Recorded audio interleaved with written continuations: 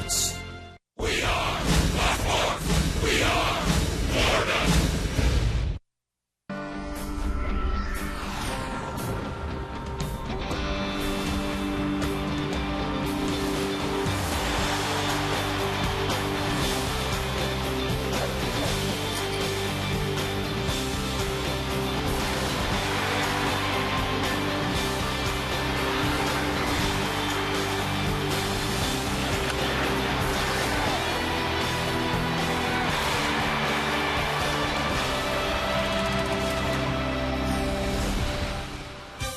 Downtown Miami, cloudy and rainy again today, which means nice to be inside, along with the bobbleheads. The Marlins and the Blue Jays. The Fish have dropped 4 under. A tailspin, 14 of their last 16 they've lost. Blue Jays looked good last night. Marlins try to even the score today. Rich Waltz along with Tommy Hutton. We talked about how do you stop this slide? How do you turn things around? The Marlins have shown life offensively, but the other piece of the puzzle hasn't arrived. Yeah, the offense seems to be coming around a little bit, but it all begins with that starting pitcher, and today it's going to be JJ's turn. Okay, and some energy would be nice from this ball club. All they have to do is look across the diamond, and the leadoff hitter, a youngster for the Blue Jays, Brett Lawrie, was impressive last night. You know, we see interleague teams, and we get an opportunity to see players we don't see all the time, and this 22-year-old was impressive. Look at the breaking ball he takes down the right field line for a triple. A base hit up the middle for a single. Brett Lawrie had another hit coming up, a base hit to left field. So he used all the fields. He also got himself a stolen base, and he scored 4 times. He hasn't been hitting in the leadoff position all year, but the last 15 games he's hit at the top of the lineup for the Jays and has hit around .330. Okay, the other piece of the puzzle now, the pitching matchup here. If the Marlins were to pick one starter of the 5 that's had good starts over the last 7, 8 starts, Josh Johnson's probably that guy.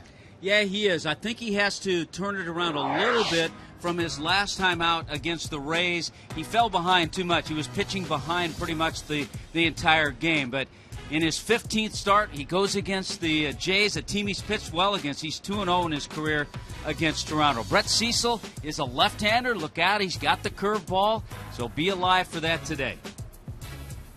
Marlins, Jays, Marlins trying to stop the slide, and we're trying to pick in.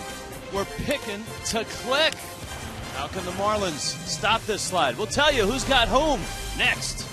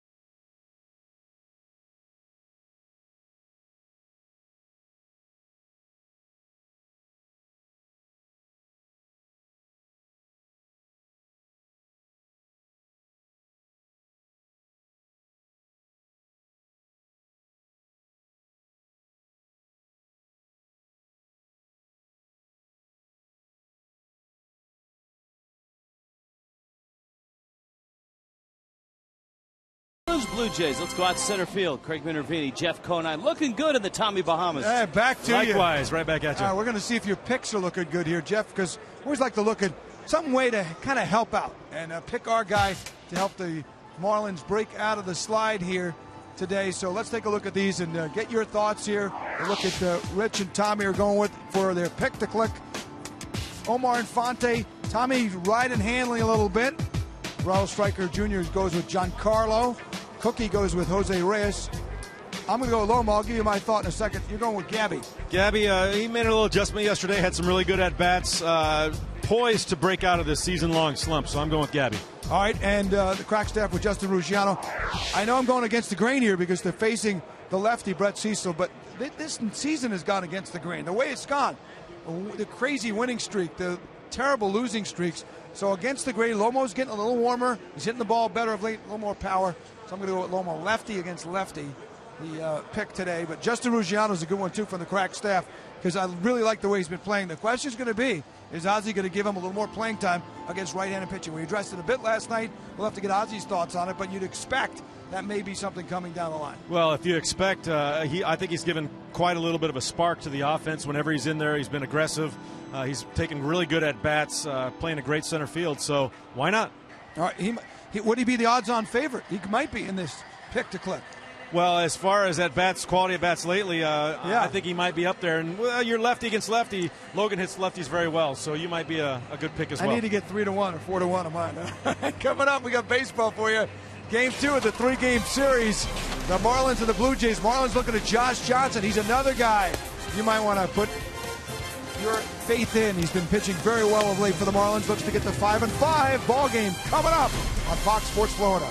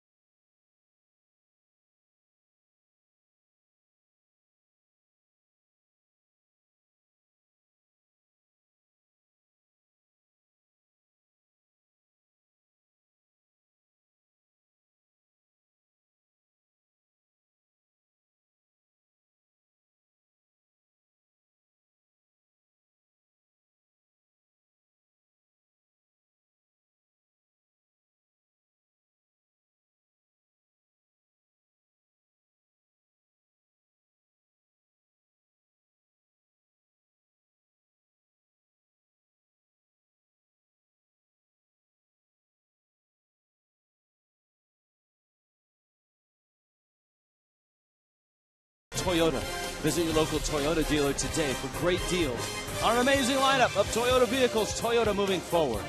By AT&T, the nation's largest 4G network. AT&T, rethink possible. And by Papa John's. Right now at Papa John's, get any large pizza, even specialties, for only $12. A little hand-rolled cigar. Come on inside Marlins Park as the Marlins try to beat the Blue Jays this afternoon. Afternoon baseball, the first one out of the chute in Major League Baseball today. And here come the Blue Jays. Brett Lawrie, incredible last night. Colby Rasmussen center. Jose Bautista homered, tied for the American League lead now with Adam Dunn. Edwin Encarnacion's having a good season. Kelly Johnson at second. You know Escobar at short. Rajay Davis in left. Jeff Mathis gets a start behind the plate. Brett Cecil hits ninth. Pinch a Penny brings you the first pitch, delivered by 6'7" Josh Johnson. His fastball misses low and inside. JJ making start number 15. And Rich, as of late, JJ has not been part of the problem. Since May 9th, his ERA is 2.73 and he's 4-2. And it's popped up. Infante is there, and he makes the catch. The overall season numbers for Josh Johnson, remember the struggle that he had his first 5 or 6 starts. Yeah, it just seems as if every outing has got a little bit better. He slipped back a little last time, but even though he gave up 8 hits in 6 innings, he didn't get any offense. He lost 3-0 in that game against the Rays and battled. He had base runners, but he battled every inning, and that's the kind of pitcher he is. He'd like to get ahead a little more, and he'd also like to see a little more offense behind him. Colby Rasmus digs in, goes after the first pitch, lines it into left center field. That's well hit. Over for it is Morrison. Lomo glides in. If Lomo could glide, he would glide in and make the catch. And he would love the fact that you used the term glide, him going after a ball. Cleveland Clinic brings you the defense. Well positioned was Logan Morrison. Ruggiano in center. Giancarlo in right field. Hanley, Reyes, Infante, and Gabby, and Brett Hayes starting this game behind the plate. Just the fact that JJ got Brett Laurie feels like the Marlins have some momentum now. Laurie scored 4 runs last night because this guy was busy driving them in. Bautista produced an RBI in 3 different at-bats. He was 2 for 3. An RBI single, walked with the bases loaded, and his most impressive was the home run that he hit on a pitch that you would think was not a pitch you could hit out of the ballpark, especially this ballpark, to left field.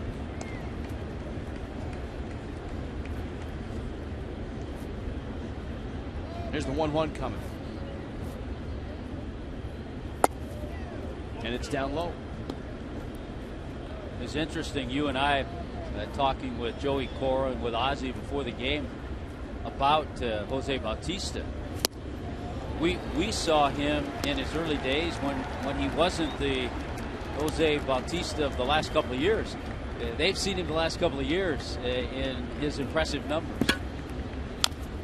We posed the question to both of them, and here's a look at the modern day Jose Bautista. Watch this pitch. Look where it is. That's off the plate, and he hits it out to left with some carry. 2-2 coming.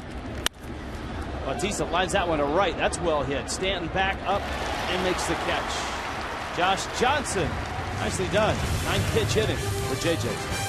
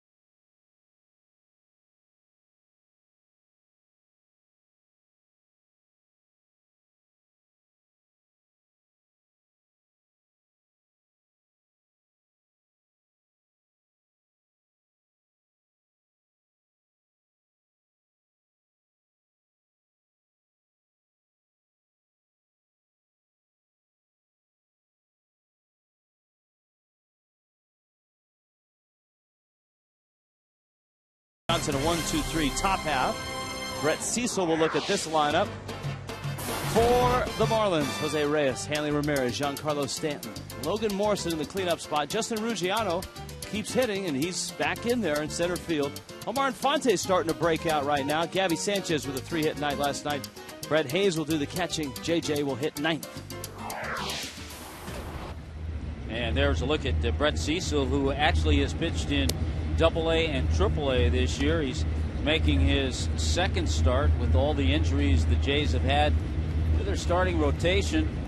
The goggled Brett Cecil. He wears those goggles a little bit because it helps him see the signs better, but also a little bit because of superstition. So we'll see how that works out for him today. His last time out was against the Phillies, and he picked up the win. Gave up 5 hits and a couple of runs in his 5 innings of work. Cecil, a guy that had a terrific 2010, 15-7 that year. Struggled a bit last year, and he was actually pitching in AA to start the year. Pretty amazing. He'd be a 15-game winner and then find himself at AA this year. There's Jose Reyes with Hanley Ramirez, Giancarlo Stanton behind him. And Cecil delivers outside. Reyes 1 for 4 last night. Marlins trying to get started against the Jays. Last night the Marlins didn't know what hit him. Maybe a bit sleepy after walking in the door at 5 in the morning coming back from Boston. But the Marlins were on their heels from the get-go last night. The Jays jumped them for 6 early runs. John Farrell's ball club was up 6-0 before the Marlins got on the board.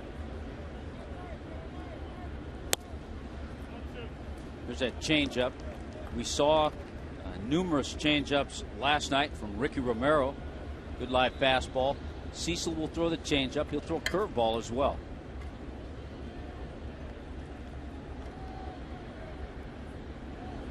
University of Maryland star. In a sandwich pick, that's the supplemental round between the first and second round back in 2007. He's only 25, so he got to the big leagues early. Had some success, a little bit of a setback last year. Jays are hoping that he can fill the void left by the trio of starters that are out. That pitch misses outside. Reyes is aboard, a leadoff walk. And the scouting report on Brett Cecil. Brought to you by Coventry Healthcare. He has that big 12-6 curve, the circle change. Now with Reyes at first, maybe not the best of moves when he lifts that leg. His best move is stepping off, that snap throw over to first base. I could have added one more. A Terrapin closer. Nice. Because he was the closer at Maryland. Hanley Ramirez last night, a couple of hits. And then, as we've documented, a couple of sessions with Eduardo Perez and Ozzie Guillen. Hanley mechanically trying to get everything back on track. Cecil a long wait with Reyes at first. Too long for Hanley, who steps out. Ramirez last night singled in his last at bat. He also walked in the ball game. The Marlins offense, which at times was quite frigid during the last 2.5 weeks, has put 5 runs on the board, exactly 5 runs in their last 3 ball games. Actually 4 ball games going back now. That's the good news. 5 runs last 4 ball games, 20 runs. The problem is over those 4 games the Marlins have been outscored 40-20. And thus the importance of the Josh Johnson start. Yes, in this ball game. Reyes sizing up Cecil. 16 stolen bases for Jose. Cecil comes with a slide step, and that changeup almost has a screwball effect to it. It kind of turns it over. Kind of moves away from right-handed hitters. A good take by Hanley on that last one.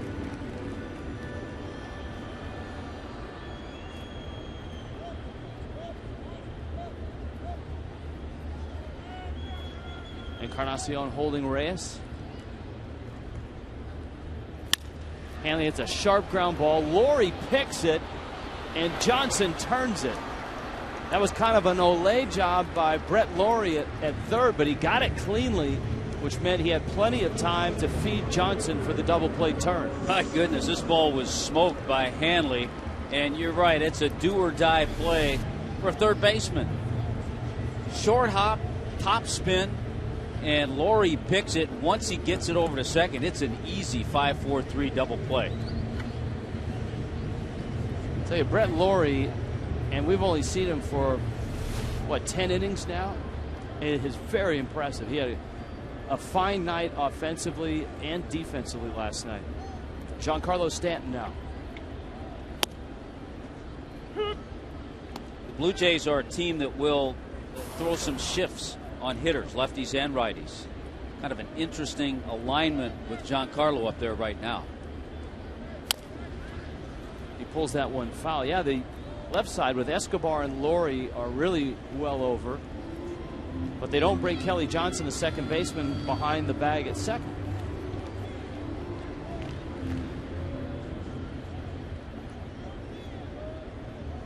There's a look at it. Yeah, there's room up the middle. And Escobar is filling that hole on the left side.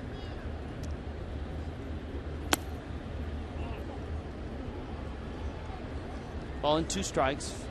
An all-or-nothing night for Stanton last night.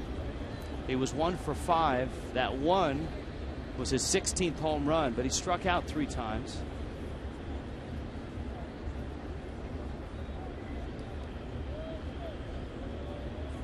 Here's the 1-2.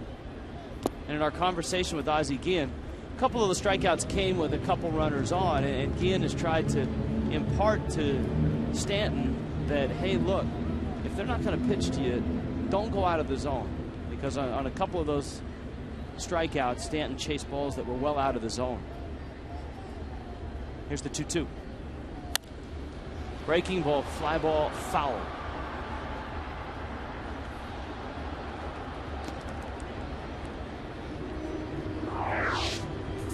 Take a look at the Blue Jays defensively, brought to you by Cleveland Clinic. Davis, Rasmus, Bautista, Laurie, Escobar, Johnson, Encarnacion around the infield. Jeff Mathis did not start or play last night. He's behind the plate today. I think a lot of times, Rich, and you make a good point, and today even more so, given the fact that Logan Morrison's hitting behind Giancarlo. Lomo, left-handed bat. Brett Cecil, left-handed pitcher. Let's see what he gets. 3-2. Breaking ball hammered foul. And remember the sequence with Ricky Romero on the mound. Romero actually asked his catcher, J.P. Arancibia, to come out to the mound. And you said it, and it really appeared that Romero said, look, I don't want anything to do with this guy. Let's waste one and see if he goes after it. And he did. 3-2 coming. That's in. And that's exactly what Ozzie was talking about. Great example. Stanton took his hacks. When he got to 2 strikes, a little more cautious, a little more selective, and he takes his walk. Hey, he got to 2 strikes. He saw a breaking ball that he fouled off, and then Cecil tried to move a fastball in on him. And speaking of shifts, with Logan Morrison coming up, there goes that shifting infield. Dipping deep into right field is the second baseman. Because Kelly Johnson, he's almost going out of our picture. And much like the Marlins used to shift, it's Brett Laurie, the third baseman, who is over occupying what normally would be the second baseman spot. With Escobar staying over there, now Morrison shortens the bunt. Yeah, the last couple of times that Lomo has gone up with a big shift on, we saw him start to make a little adjustment, be it with showing bunt or trying to drop one down or trying to hit a ball that way a little bit. This is as far as I've ever seen a second baseman. Can't believe it. I've never seen right a second field. baseman that far. Here's the 1-0 pitch coming. Breaking ball misses down low. Look at how far he is. Jason Kipnis in Cleveland was not that far. Not that far.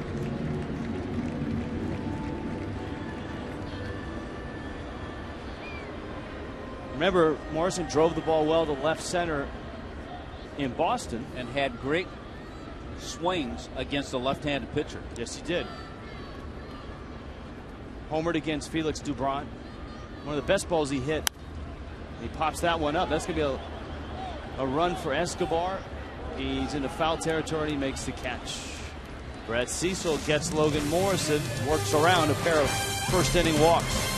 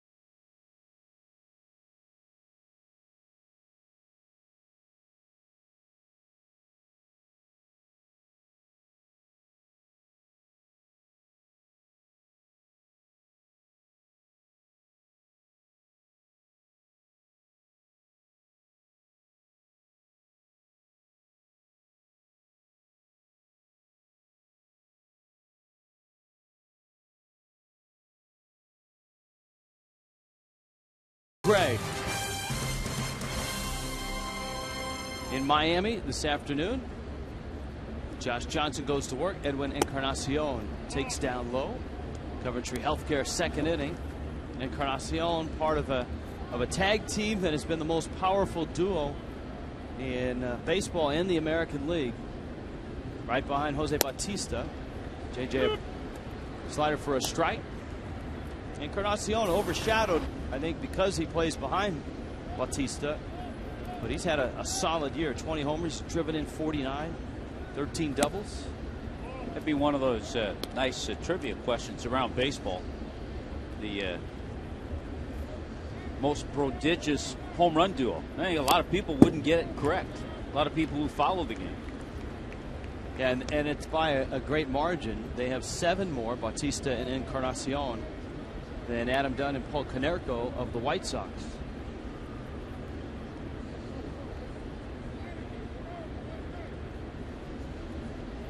Yeah, right now, Bautista tied with Dunn in that home run lead.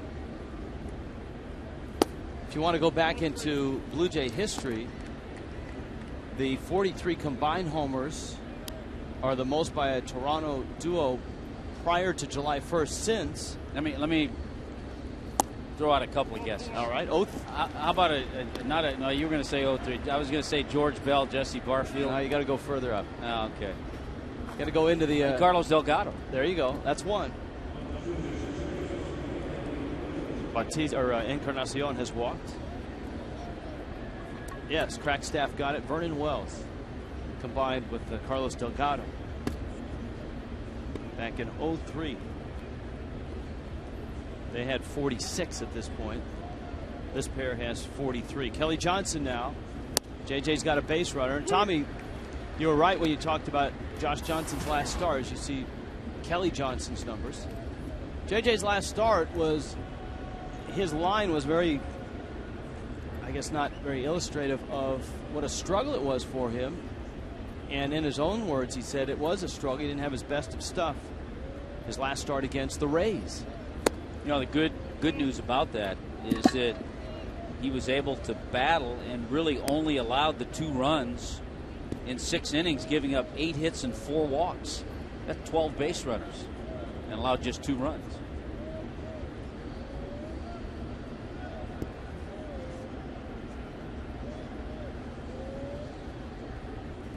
One.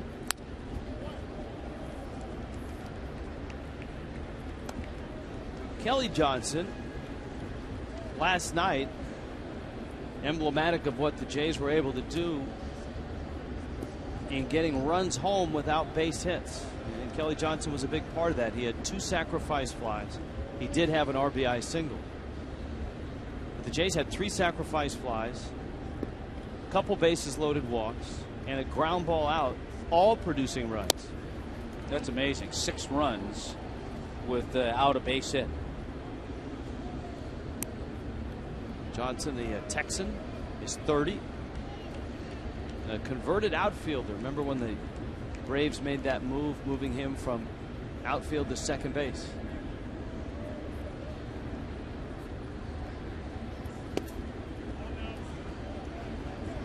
That pitch misses down low. We talked about Mike Aviles having the Tommy John surgery as a position player. Johnson had Tommy John surgery as well. Jeff Conine on that list of position players that have had Tommy John surgery. You know, if not for guys like Dan Uggla and Robinson Cano, you'd be talking about Kelly Johnson and his power as a second baseman. He started the year last year with Arizona and finished with Toronto. 2 good places to hit. And he had 21 home runs. He's locked in right now in a full count. Encarnacion from first is on his way to second, taken outside, and the throw down to second is meaningless, although it was a good throw by Brett Hayes. And as a catcher, sometimes if it's a borderline pitch, you just go ahead, and if you got a good ball to throw, make sure you make a good throw. Hayes did that. Here's a look. Yeah, you have to follow through with the play because you're not 100% sure. Of course, the runner, Encarnacion, heard ball 4, so he pulled up. He knew there wasn't a play, and all of a sudden, JJ in a jam, walking the first 2 hitters. And this was a similar spot for Johnson in St. Petersburg against the Rays. A lot of base runners. He walked 4, gave up 8 hits in 6 innings. Rays got just 3 runs in the ball game. Nice bunt. JJ picks it up, fires to first in time. Escobar executed, and the Blue Jays so far have done everything right offensively in this series. Tomorrow's a family Sunday. Marlins and Blue Jays at another 1:10 start. Make sure you get here for Snapshot Sunday. Kids get a Heath Bell jersey courtesy of the University of Miami Health System and can run the bases after the game in the Diamond Dash. 1-877-MARLINS, or go to marlins.com. There's some great giveaways on this homestand, and we will show you a little bit later on in the show not only that Heath Bell jersey, but a bobblehead on Wednesday night, a bobblehead night for Josh Johnson. Rajay Davis, swing and a miss. Now the Blue Jays trying to do the same thing they did in the ball game last night. Runner at third, in this case second and third with 1 out. And because we're in the second inning, the infield's back. That puts Josh Johnson in strikeout mode, though. JJ is looking for some swings and misses. He got one on the first pitch to Davis. He had 2 hits last night. Shortens the bunt. Encarnacion was creeping, but not coming full speed down third base. It's a ball and a strike. Davis, a veteran speedster, 31, second year with the Blue Jays. Pushes the bunt off the mound. Johnson's going to go to the plate. Hayes can't get there in time. Scoring is Encarnacion, and once again the Blue Jays execute and have a 1-0 lead. Yeah, that was more of a safety squeeze. It wasn't a suicide squeeze because the runner at third, Encarnacion, wasn't breaking as the pitch was made. He came to the plate as the bunt was dropped down. A difficult play for JJ. I think in hindsight he'd go to first base, get the out because it's only in the second inning. But when your team has struggles, you think you try to force plays at times. He thought he had an out at the plate. You can't fault him for that. And the Blue Jays pick up a run. And you got a guy who can steal second at first right now in Davis.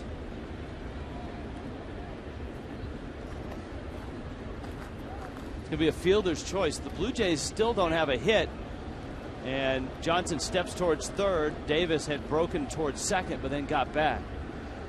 Yeah, sacrifice and a fielder's choice for Rajai Davis. And an RBI to complete the scoring. But Davis has tipped his hand at first. He's likely running early in this count. Not on this pitch. Roller up the middle. Got one there, and Fonte quickly to first in time. And without any more damage, the Marlins end the inning. Blue Jays get a run without a hit and lead it 1-0.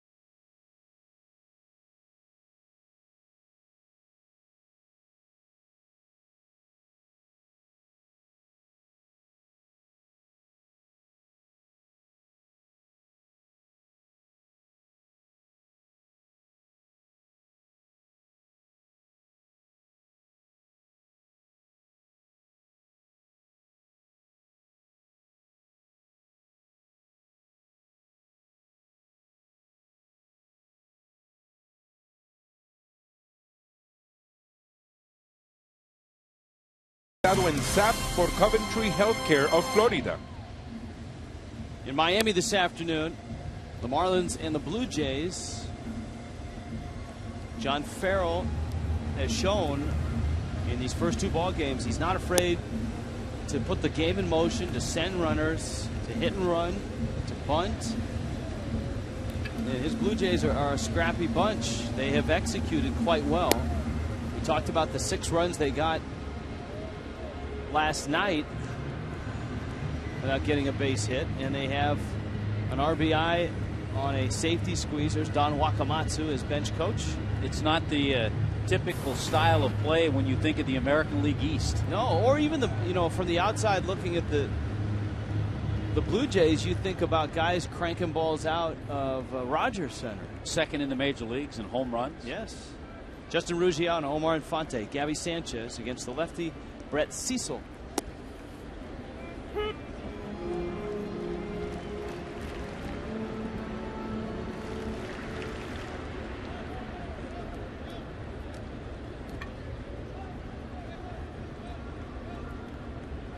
Oh, 1 pitch to Ruggiano.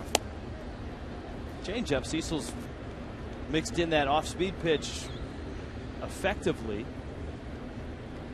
Here's a guy that in 2010 had a perfect game into the 7th inning against Cleveland. He ended up winning the ball game 5-1, 8 innings of 1-hit ball. Struck out 10. He led the Jays in wins that year with 15. He had started the season in AAA that year.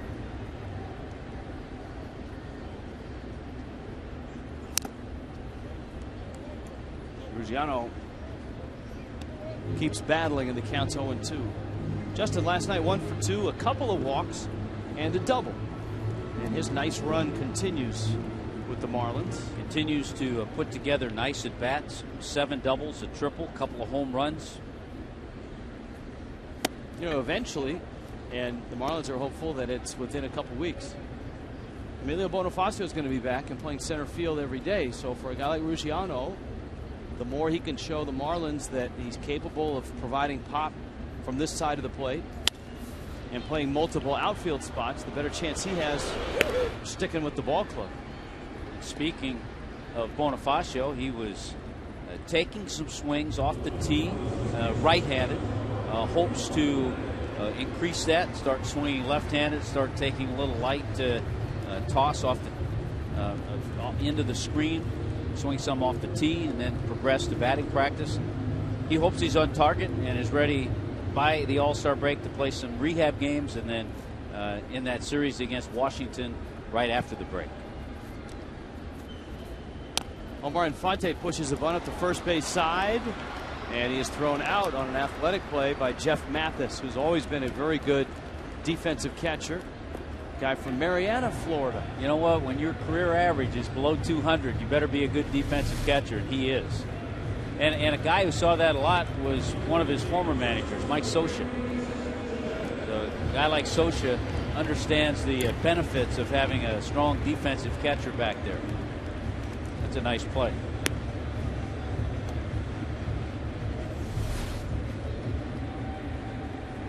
Mathis getting the start in place of JP Arancibia. Day game after night game, and you would expect to see Arancibia in there tomorrow. All right, Gabby now. The 3 hits last night pumped his average up to 199. And for Gabby, looking for improvement at the plate, he saw it last night for sure. 3 hits, including a homer. And he takes a strike. You kind of hope to reverse for Gabby compared to the last couple of years. You remember the last couple of years, very strong in the first half and tailed off the second half. Now you'd like to see Gabby get strong as we near the All-Star break and then the second half of the season. Takes a big rip.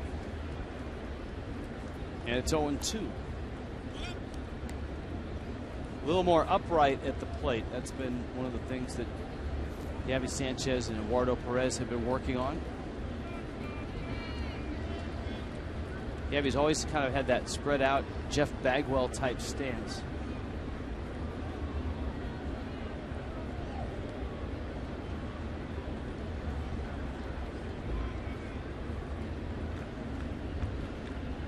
Oh-2. Cecil buries it in the dirt. You lose 3 starters from your rotation as the Jays have Brandon Morrow, Kyle Drabeck. They did get some good news on Drew Hutchinson that he will not require Tommy John surgery with his elbow discomfort. Morrow injured an oblique.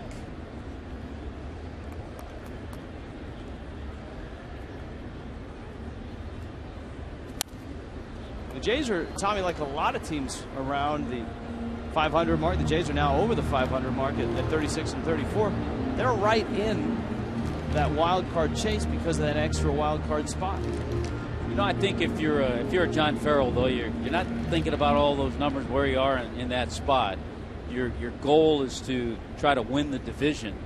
And then as things get a little closer in September, then you start looking at it a little more closely.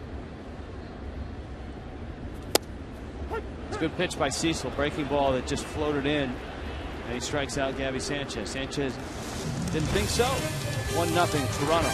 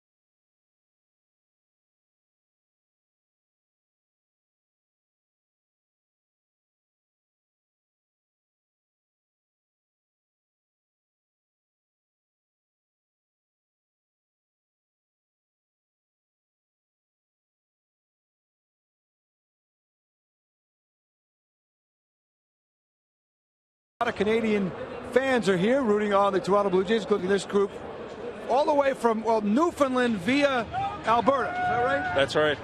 I do want to ask you, the time zone in Newfoundland is what? A half hour difference? An hour and a half from Eastern. Hour and a half away from Eastern. Any reason for that? We have our own time zone. There's no other reason needed. Now, you have what turns out to be the old Toronto. Do you like the Blue Jay uniform with the black in it, or the one that... I kind of like the new ones, but I never got the memo about the boys getting the new ones. So. The best one here, this is Jared. Jared, you got to, after the picture, stand up so we can see. You don't only have the uniform on with JP Arancibia, you got the full getup. Well, I'm kind of a big deal around here, though.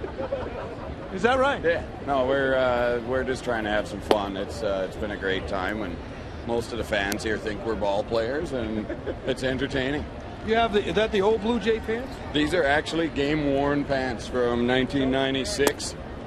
The whole bit. Yeah, no, makes fun. I guess it's kind of like tennis, when they dress just in case they need another player. They'll call you right in. Our bullpen's been lately, man. They could use an arm anytime, right? We got to be ready for John when he needs us. All right, guys from Alberta. Good to see you guys. And Newfoundland. I guess they moved from Newfoundland to work it. That's the deal, to Alberta. Guys, good seeing you. All right. Back to you. That's it's the thing about the Blue Jays. And you played up there, Tommy. You played for both the Expos and the Blue Jays. It's an entire country that's behind you. Yeah, it's very interesting.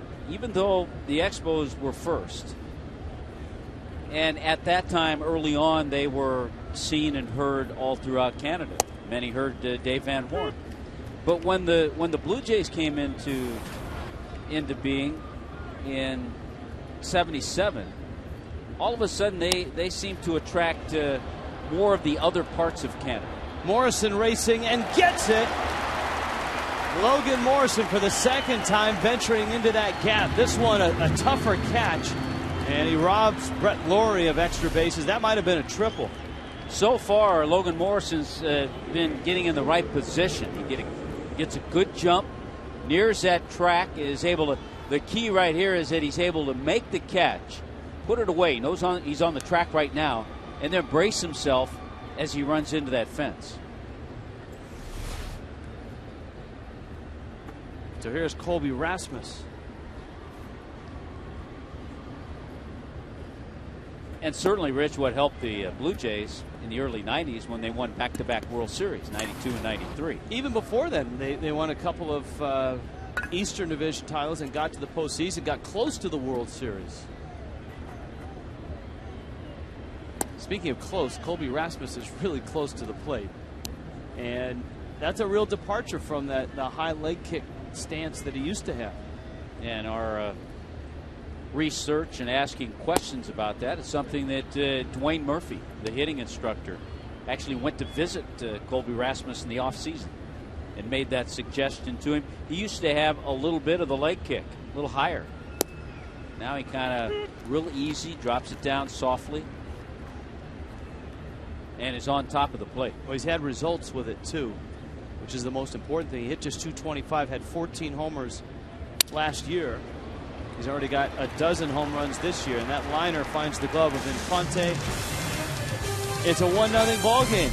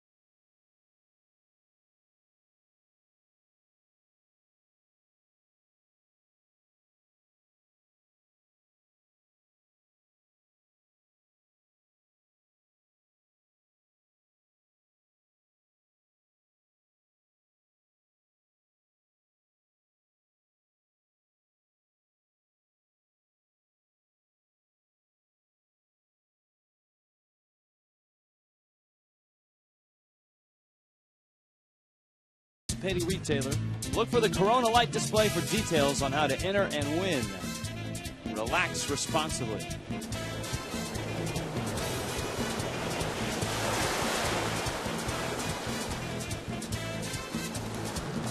Always got to wait for the good sound effect to wash over.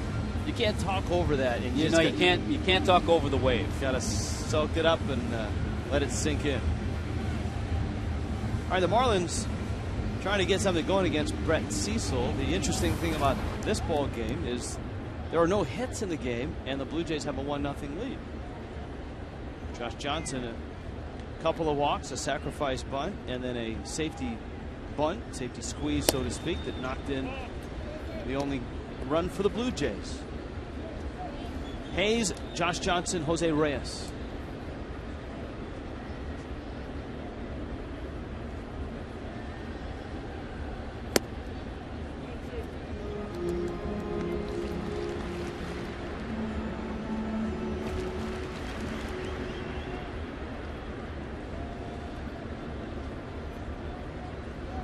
Two-0 pitch.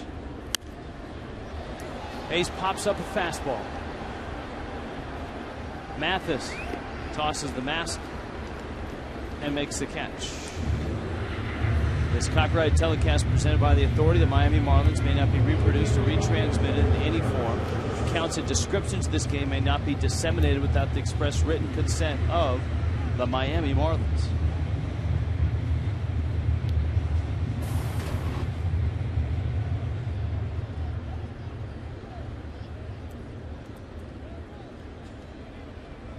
If JJ can help himself. Just 1 for 17. He's a little better hitter than that.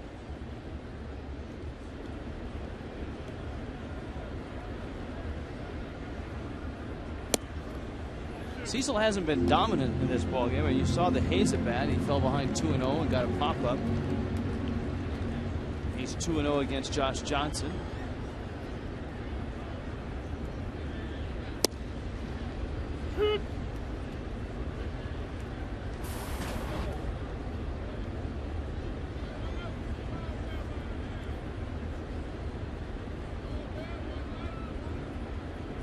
Two-one.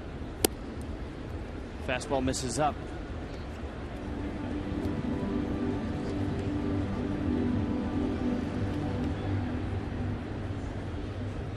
Top of the order, Jose Reyes.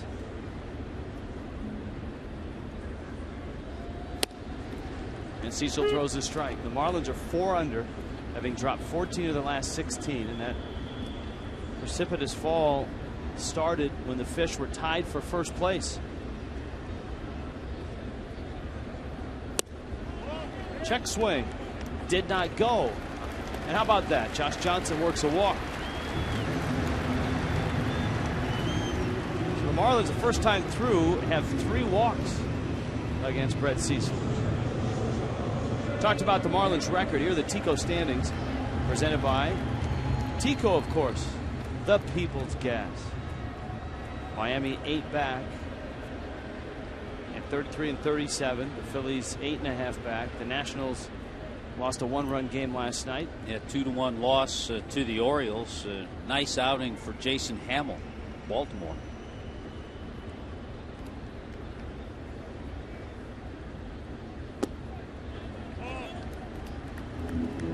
Reyes takes down low. Now Reyes walked in the first. And it looked like the Marlins had something going. Hanley Ramirez had a sharp ground ball that was speared by Brett Laurie at third, and that started a 5-4-3 double play.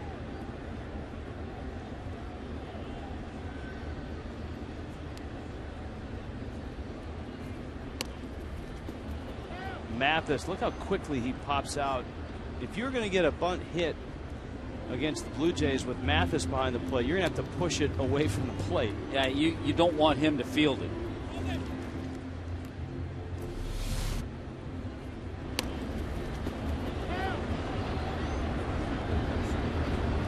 Mathis hopped out and got Omar Infante in the second when he was trying to bunt for a hit. JJ has one of the smallest leads of the year at first base, and rightfully so. Reyes shoots a ball to right. Bautista back and makes the catch. Yeah, at 6'7", JJ could just fall back and land on the bag. Actually landed foul territory a little bit. Really surprised they're even holding it. I think that's where Reyes was trying to go with that pitch. Yeah, especially with a left-hander on the mound. Totally surprised that Encarnacion's holding it.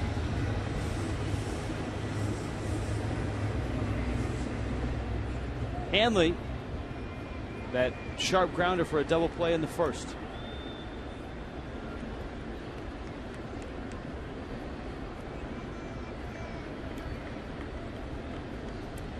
Blue Jays don't have a real severe shift for Hanley, and he dumps that one into center field. Broke his bat. Rasmus picks it up.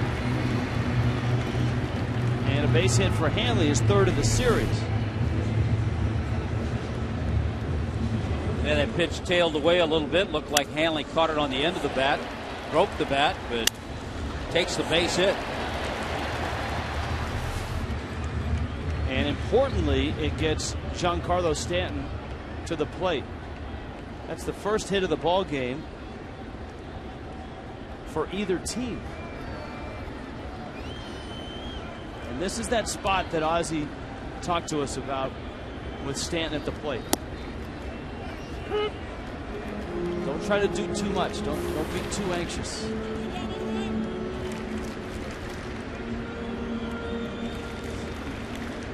Cecil catches the corner for a strike. It's 0-1.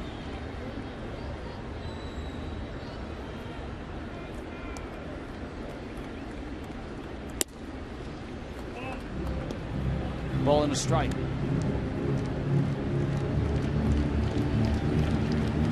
You go back in your mind. This is where it becomes a fine line. You don't want to start thinking too much, but you have to kind of remember how he pitched you before. Tried to get in with off-speed stuff with breaking ball. Stanton pulled a couple of those balls and then ended up taking the walk.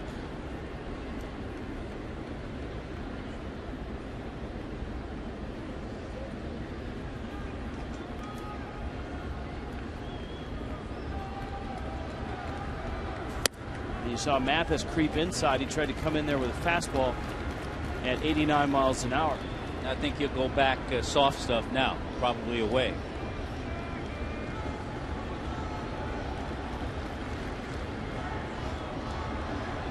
Josh Johnson at second, Hanley Ramirez at first. Stanton awaiting a 2-1 pitch. And that one, I think Cecil left up a little bit. Yeah, he missed with a fastball, and that was a pretty good pitch to hit. That may scare him from throwing that same pitch again. Wanted it in. Boy, that was middle of the plate. That was a good pitch to hit. Giancarlo just fouled it back.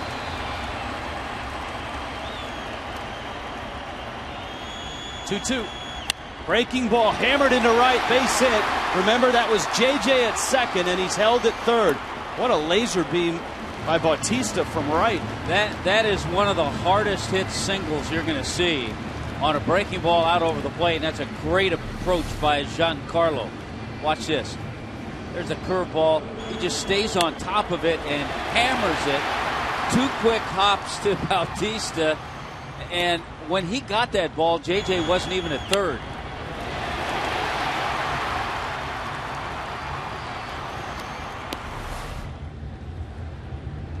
Well, Miami has a couple of hits, but it's all come with 2 outs. Logan Morrison popped out. Let's see what the Jays do with their shift. Not as extreme against Morrison. Cecil drops in a breaking ball for a strike. Yeah, with the bases loaded, certainly it can't be as extreme. Kelly Johnson, if you remember, was 25 yards deeper into right field than he is now.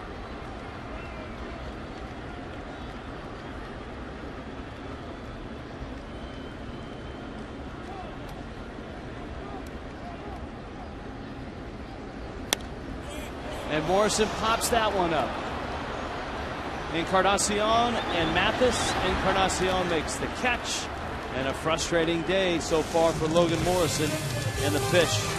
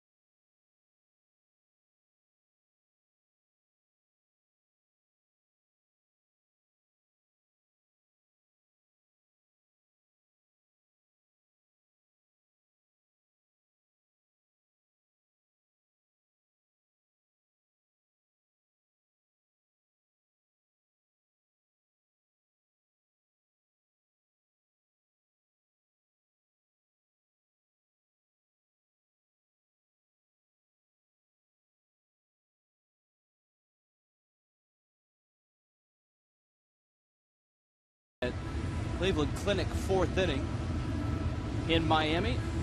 Second game of the series. Blue Jays winners last night in big fashion. Josh Johnson back to work. Hasn't given up a hit, but remember the Blue Jays constructed a rally, a couple of walks, and a sacrifice. Sacrifice bunt by Rajay Davis did the trick. Jose Bautista climbs in. Edwin Encarnacion and Kelly Johnson. Bautista lined out back in the first. We are joined by Marlins Vice President General Manager Mike Hill. Welcome to the booth. Thank you, guys. Nice to have you up here. First time up here. Yeah. Nice view here. You guys have pretty good seats. Yes, it is. No complaints.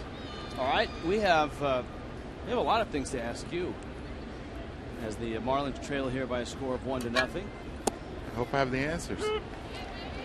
From your perspective, what have you seen over this last 16-game span, which the Marlins have won just 2 ball games?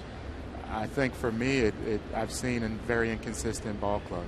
And I think you look at us through April, you look at us through the tremendous May, and June is just we're back with a lot of similar questions that we had. Offensively, an inconsistent offense, but the biggest difference for us is that we aren't getting the starting pitching, or we haven't gotten the starting pitching that has kept us in ball games. Which leads me to a question for today, Mike.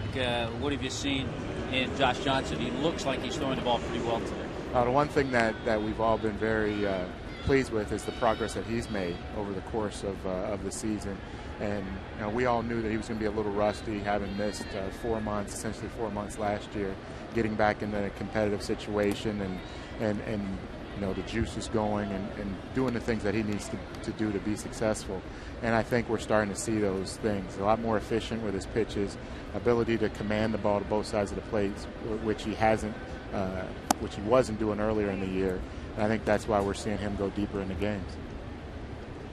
JJ has fallen behind Edwin Encarnacion. Here's his 2-0 pitch at the knees. Now a lot of fans, a lot of writers, not just for the Marlins, but for other teams. Boston, we heard it in Boston, talking about how can a general manager at this point in the season help his ball club, because it's a little different this year with that second wild card. Just about everybody is still within a stone's throw of that wild card spot. Oh, definitely. And then you look at what the Cardinals were able to do last year, 10 games out of the wild card, essentially the first week of September, and they come back and they get in, and then that's all you need. You need a ticket to the dance, and once you get in, you got a chance to do that. So obviously you're watching your team, and Larry and I are constantly on the phone talking to other clubs, assessing what their needs are, and you're trying to assess what your needs are here. We know that we have a lot of talent here. It's performed inconsistently, as I've said, but you have to trust in your evaluation when it's all said and done, and know that your coaching staff is working with these guys to try to get them where they need to be, so that eventually your club can get where you want to go. 1-0 pitch to Kelly Johnson. I guess one of the questions, too, and we get this from emails and tweets, talk about the month of May where the club played so well. Is the club as good as it was in May, or are they as bad as they've been here in June? Well, that's always what you get, and you're probably never as good as you play when you're on a streak, and you're probably never as bad as you are when you're not playing very well. But I think this is part of the process, which we felt with this ball club. You have a core of veteran players, in Reyes and Hanley and Infante, and then you have some young emerging players that are extremely talented in the Stantons and the Morrisons, and with young players are going to have their ups and downs. And I think you saw in May, you saw a team that was clicking offensively where Stanton had got really hot and put the team on their shoulders and helped us win ball games. But I think in those times when you're struggling, that's when you really look to your veteran players. You look to the Jose Reyes, the Hanley Ramirez's, the Omar Infantes, the guys that have been through it before. 2 former batting champions that have been through this before, and that's where they really need to step up. Liner to right. Giancarlo reaches and makes the catch. At the warning track, he runs it down. We'll be back after this from the Cleveland Clinic, Florida.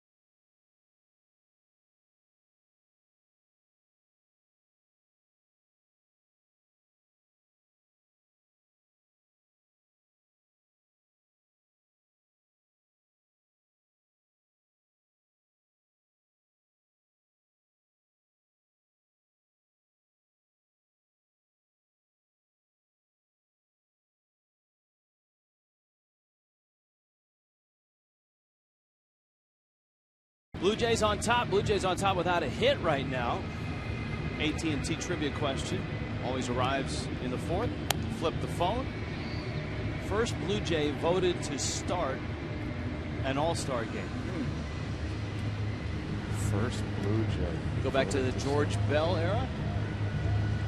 I think you have to go back to the George Bell era. How about a Tony Fernandez? How about Robbie Alomar? Maybe they didn't get a guy voted in until those World Championship teams in the early 90s. I'm guessing probably late 80s in that George Bell era. I'll go with George Bell. I think that's a safe bet. How about Joe Carter? Remember that Carter was involved in the trade a little bit later. But I like the era, the Bell or Lloyd Mosby, somebody like that. Very offensive teams back then. Here's a guy, Mike, that we've talked about different players. Did the Marlins have Justin Ruggiano on their radar even before he was acquired by the club back in spring training? He definitely was, just because we looked at the makeup of our lineup and of our roster, and we felt like we were very left-handed with Lomo, with Coughlin, with Peterson, with Cousins.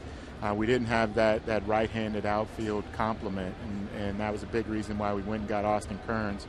But in that research and identifying Austin Kearns, we also identified Justin Ruggiano, and we were unable to sign him going into the regular season. But our scouts were always out in the field, and he had gotten off to a great start with Houston at AAA. And then when the Bonifacio injury came about, and we knew that the left-handed outfielders we had were going to play more, we wanted to go and get that right-handed bat, because at the time it happened, Kearns was also still on the DL.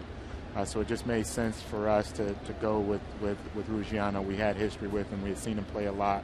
We liked his energy, the way that he played the game. A gamer, when we use those words. We don't like to throw that around a lot, but a guy who gives you effort day in and day out and wants to be successful, and felt like he'd be a good fit with the left-handed bats we already had on the roster. Speaking of Bonifacio, what's the latest? We've always maintained the last couple of weeks that the target is the first few games right after the All-Star break. That is still the target. He's scheduled to see the doctor here next week, just to get that next stamp of approval. But you look at our offense and the offensive struggles this month, and that's probably another piece of it, not having the offense as we designed it in place, with that speed up top, setting the table for Hanley and for Stanton, and Bonnie was a big part of that, and the speed and the pressure that he put on the opposing team. And it'll be nice to get him back and get that injection of speed and energy back into the lineup. Yeah, you used that word again, which I was going to ask you about. You talked about energy with Ruggiano, and that's certainly what Bonifacio brought every day. Definitely, and that's who Bonnie is, and it's definitely infectious. Our guys feed off of that, and we will definitely welcome it back to the lineup. Yeah, he was, even when he was moved to the 7th spot, the Marlins were 6-3 when he was in the 7th spot. He provided a spark to a part of the order that has struggled, the 5 through 8 spots. Yeah, he definitely lengthened the lineup, gave the lineup a little more depth, gave Ozzie the opportunity to do some things that he likes to do, to be aggressive, to put the game in motion, to hit and run, to do some things that just changes the complexion of the game. It's not just the pitcher stepping up and throwing the ball and then guys fielding it. You're putting runners in motion. You're having guys move, creating holes, creating different things to hopefully help you score more runs. 2-2. And what an at-bat by Ruggiano. Boy, that's a great at-bat. A 9-pitch at-bat. He was behind in the count, 0-2. And that's definitely good to see. With a pitcher like Cecil, this type of pitcher who likes to stay out of the heart of play, nibbles, changes speeds. Those kind of guys have always given us trouble, and you see Justin there staying back and serving one into center field. Wasn't a bad pitch either, all those pitches, and then he stayed back on that changeup and battled and finally got a hit. Yeah, our approach today has definitely been better with this type of pitcher, and you just have to be patient, and you can't chase pitches here, because that's when you're falling into exactly what he's trying to do. Omar Infante was out trying to bunt for a hit his first time up. Ruggiano has some speed, though. Remember, he was picked off last night in game 1 of the series. Ricky Romero, who is now 8-1 with the Blue Jays. Romero got the win last night. It was a short start for Anibal Sanchez. Marlins need Josh Johnson to get deep in this ball game, and so far he's looked pretty good. Been good too to see Omar Infante back swinging the bat the way he did in the month of April.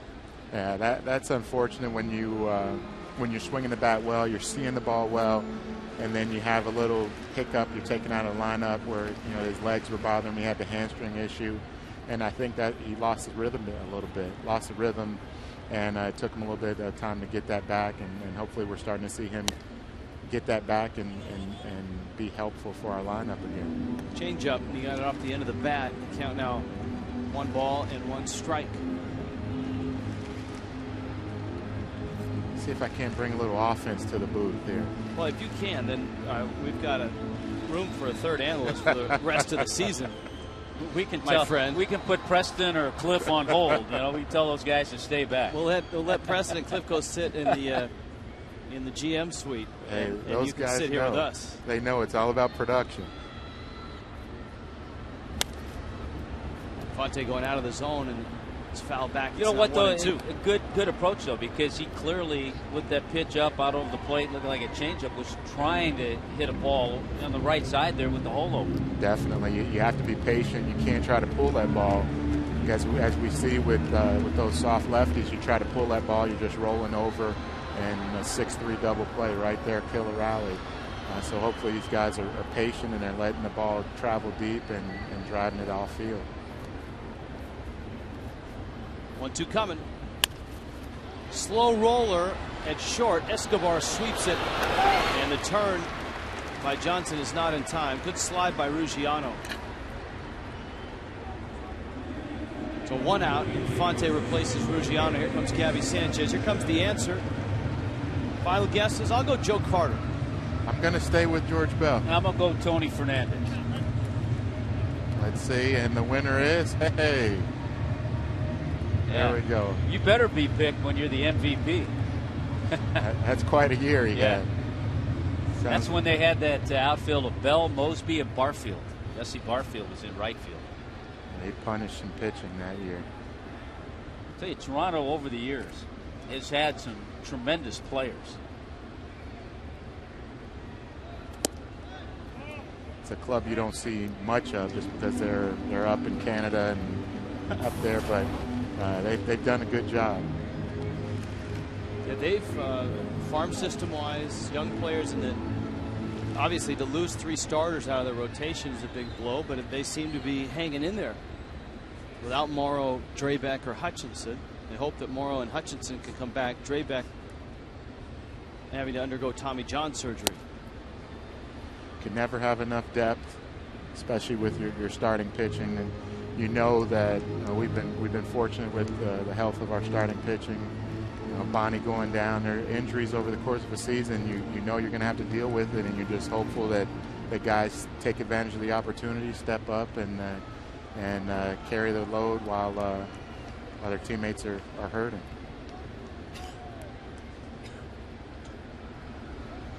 Throw to first now. The Marlins minor league system, most of the prospects are Double-A or below. Can you give us a snapshot of the guys that have been the highlights for you? Actually, our system in total has performed quite well to date. Our Greensboro club has had our first-round pick and second-round pick from last year, Jose Fernandez and Adam Conley, and those guys got off to a very good start. Laurie Johnson turns it. Couldn't get you any runs. No. You gave it your best shot, though. It's kind of the way things have gone this last 2.5 weeks. Now you know how we feel, Mike. No. Hang in there. It's 1-0. Blue Jays.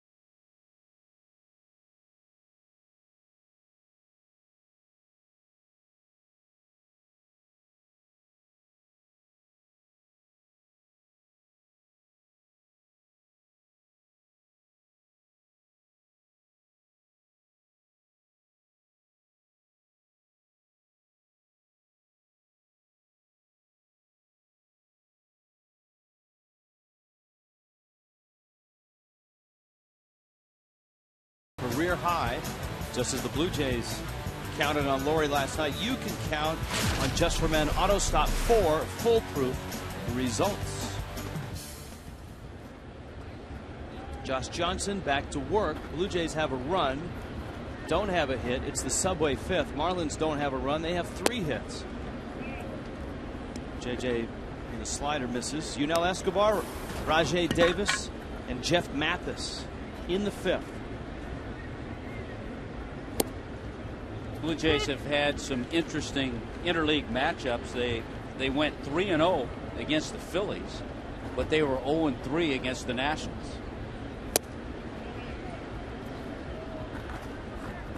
And by the way, contrary to what we were talking about last night, I saw where the Tampa Bay Philadelphia doubleheader is scheduled for tomorrow, for Sunday. We thought they'd schedule that today. Maybe the weather report was a little better for tomorrow. Today it's a 4 o'clock start in Philly. Hard hit and a base hit.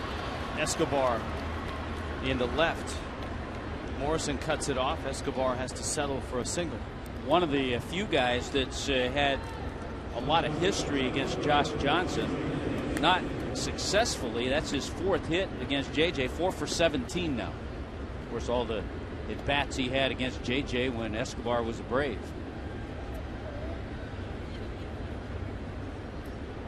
Here's Davis now. It was Davis. Don't be surprised, because we've seen them put things in motion for a hit and run the first couple of pitches here. It was Davis who bunted in the 2nd. Blue Jays had runners at 2nd and 3rd, and Josh Johnson had to come off the mound to field it. He got it down the first baseline. JJ had a play at the plate. His throw was high and up away from the plate, and Brett Hayes, the catcher, had to reach up to get it. And by the time he spun around to tag Edwin Encarnacion had caught the plate with his slide.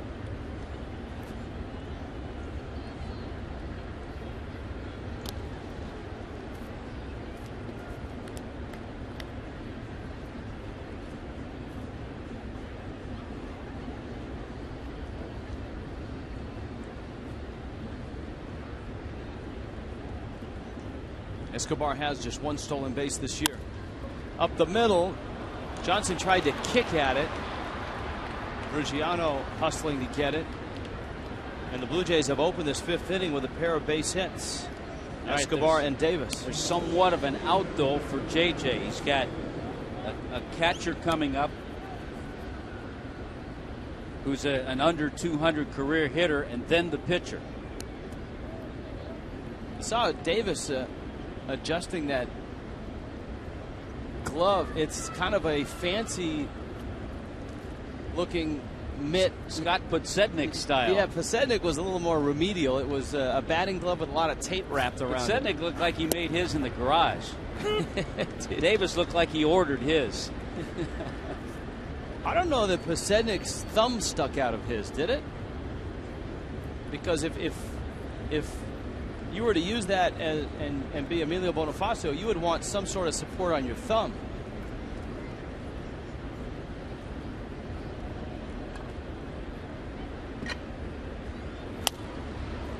Mathis pops it up. All right, that's the first good one. Here's what I'd be a little leery of with that type of glove. Let's say Davis slides in second base, and all of a sudden a fight ensues. You know, he takes out the second baseman or shortstop. Fight breaks out. He's got an advantage right there. He can slap somebody around with that thing. You know, I don't know that the designers of that took that into account, but you might be right. Well, now Cecil's going to be asked to drop down a sacrifice bunt.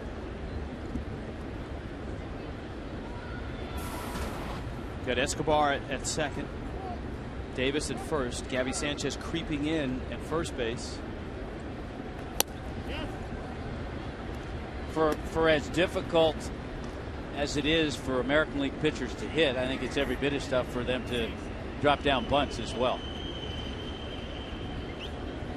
The other thing that's difficult for them is to actually pick up the signs. Yeah, what's the sign? Let's see. We went over that a couple of weeks ago. This is a case where I'm sure John Farrell just told him, don't worry about signs. Your job is to try to drop down a bunt, even with 2 strikes, and move the runners over. So Brian Butterworth, the third base coach, doesn't matter what he throws down there. Butterfield. Did I say Butterworth? You're thinking of breakfast. Yeah. Mrs. Butterworth. Butterfield, long time. Baseball man.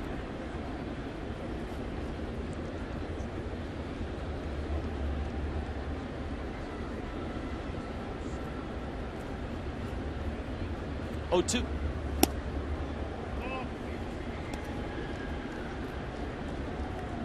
One and 2 now.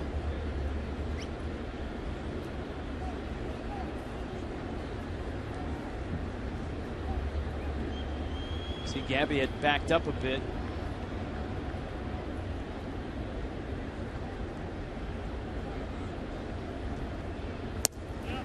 And Cecil never even drew contact trying to bunt.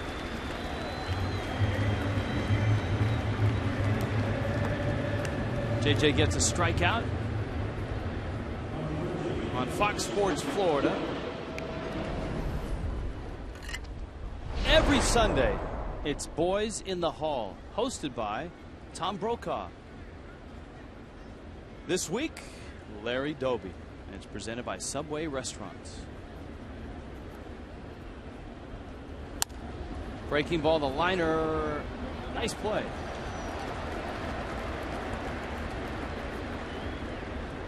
Let's make the play, toss the gum.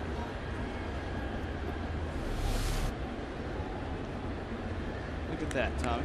He lost it in the lights. Ah, yeah. Because, you know, if you're going to lose it in the lights, it's nice to have a helmet on. And he did. Looked like Niner at Sun Life. Losing a light, still making the catch. You talked about the escape hatch that Johnson had after the first 2 singles, Mathis and then Cecil. At the end of it, though, you get back up to the top of the order, and Brett Lawrie, who was popped out, flied out. And it's certainly not an easy out.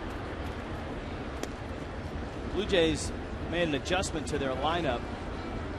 They had Rajai Davis at the top of the order, but when John Farrell put Lawrie in the leadoff spot, Rasmus in the 2 spot, the offense has clicked. Laurie's on base percentage at .400 in the last 15 games in the leadoff spot.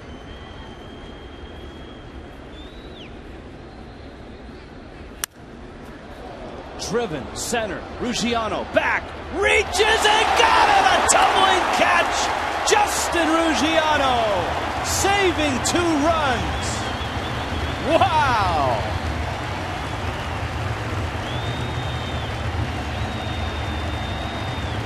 In full flight, a dive and a tumble and a gem.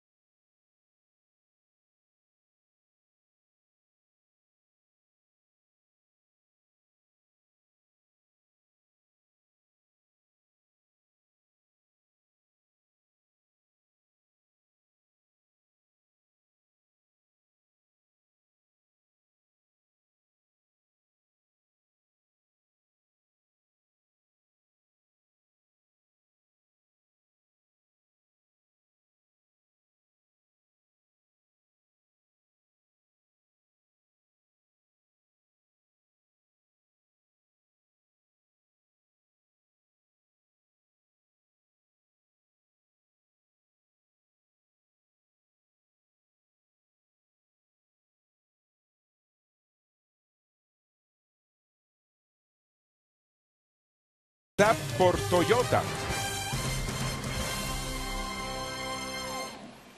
Welcome back. It's a 1-0 Blue Jay lead. That was a routine catch, wasn't it, Cookie? Well, absolutely. Just a piece of cake right there with Ruggiero in center field. What a play. That's a major league play. Yeah, it's a great play with nobody on base, and the fact that 2 runs would have scored if he doesn't make this catch. Absolutely. The ball was almost past him. He dove for it and caught it. I mean, outstanding. Absolutely outstanding. He's done a great job in center field. And J.J. Cookie, Josh Johnson looks like he's throwing the ball pretty well today. It sure has. His fastball is there. He's better controlling the zone, mixing the slider and the changeup here and there. I think they've done a great job, except that second inning where walk a couple of guys and without a hit, they score 1 run. The only run of the game. Little by little, he's getting back to that form. Remember, before he left because of the injury last year, it seemed like every game in the 5th or 6th inning was when they were getting that first hit. He was taking no-hitters deep into games. Amazing that they were able to score that run early in the ball game, and the first 2 hits were just this past inning. Brett Hayes against Brett Cecil. And he takes up. It's 2-1. There's Josh Johnson. Then you got top of the order, Jose Reyes. Cecil has thrown a lot of off-speed pitches. I mean, his fastball is only 88, 89, but I think that curveball and the changeup have been hurting the Marlins. Hayes got jammed, and for the second time tonight, pops it up. Now, before the ball game, trying to shake things up, we did a pick to click. Everybody got to pick a player, and once a player was off the board, you had to go somewhere else. So obviously I had the first pick, right? I think so. I mean, I got the text, and already 4 guys were off the board. Got to be quick. Yep. Total bases and runs batted in. Right now, the crack staff is already lobbying for a bonus point for the catch from Ruggiero. Interesting. I think I would give it to him. I will give him to him. Let's just say this. We'll use that as a tiebreaker. No question. If it ends up a tie, we'll give him that. Great Absolutely. idea. I like think that, it's Tom. great, Tom. Okay. All right. Richie. All right, guys. Thanks. You too, fellas. Have a good guys. You too.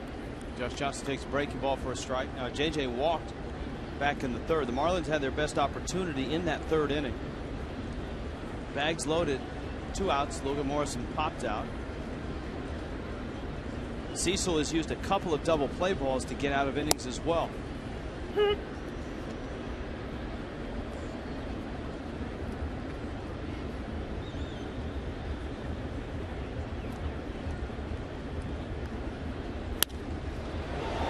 JJ to center field. Rasmus is back, and he makes the catch.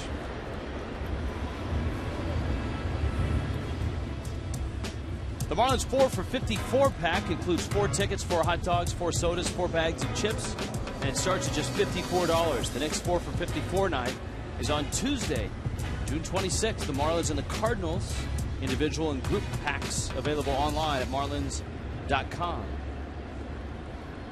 Now Reyes, who has walked and flied out. Cecil misses up high with a breaking ball. Bottom of the 5th, halfway through this one. Toronto a 1-0 lead, and just like last night, the Blue Jays getting that run without a hit. They've added a couple of hits, their first 2 hits of the game against Josh Johnson in the top of this 5th inning.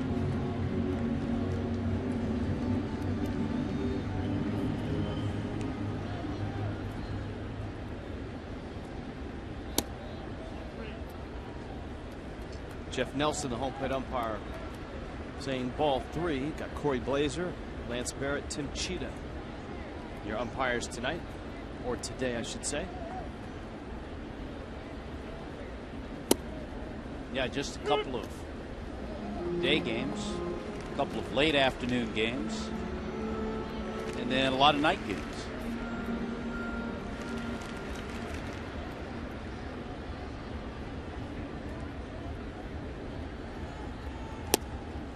Good breaking ball. 3-2. One of the games that caught my attention last night is the Texas Rangers and the first start of the year by Roy Oswalt. And he pitched well, 6 2/3, gave up just 1 run, got the win over the Rockies. Threw 110 pitches in that ball game. 3-2. Reyes breaks his bat. I think another start that should get the attention of the rest of the National League East, Jair Jurgen's start last night in Boston. You know what? He went 7 2/3, gave up 3 hits and a run, filling in for Brandon Beachy. Yet at AAA, he was 3-4, and his ERA was over 5. But he certainly stepped it up and picked things up for the Braves. The Marlins desperate to get a start like that themselves. Maybe they're getting it here today from Josh Johnson.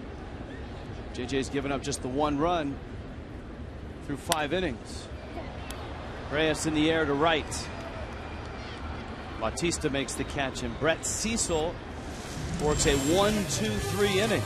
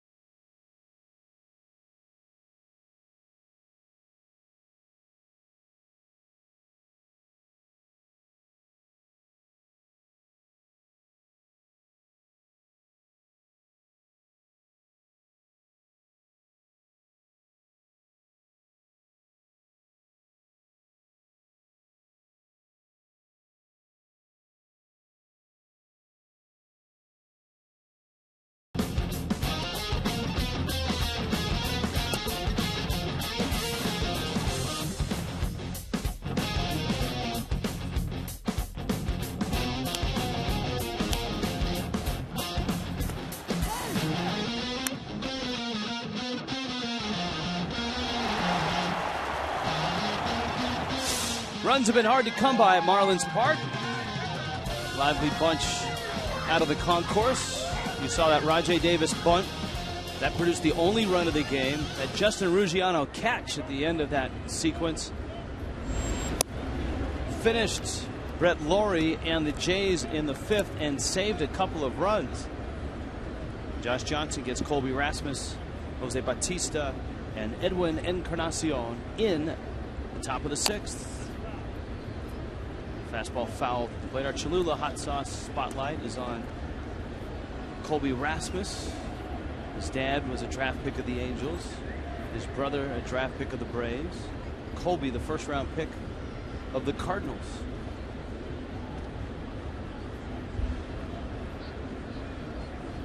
Rasmus a big adjustment to his batting stance. We talked about it earlier in the telecast. JJ's out front 1 and 2. And he really needed to make adjustments because coming over to Toronto, he didn't hit well. As a matter of fact, his last 12 games with the Blue Jays, he was 4 for 45 to finish the season last year. JJ misses low and inside. Now, Josh Johnson has faced the Blue Jays, not necessarily this version of the Blue Jays. Pitched in 06 and 09 against him. 09 was in Toronto. Good sharp breaking ball. And he polishes off Colby Rasmus.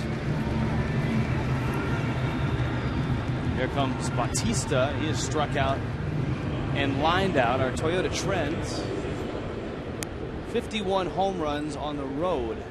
And that's tops in Major League Baseball, which goes to show that it's not just the ballpark in Toronto. Yeah, it's not just Rogers Center.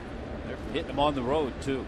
How long did it take you to say Rogers Center after having played in just since last year? Being a broadcaster. It was always Sky Dome. Being a broadcaster with the Blue Jays as well. Sky Dome, first retractable roof, wasn't it? In sports? In the United States? Yes. I think in Europe, they may have had a retractable soccer stadium or two.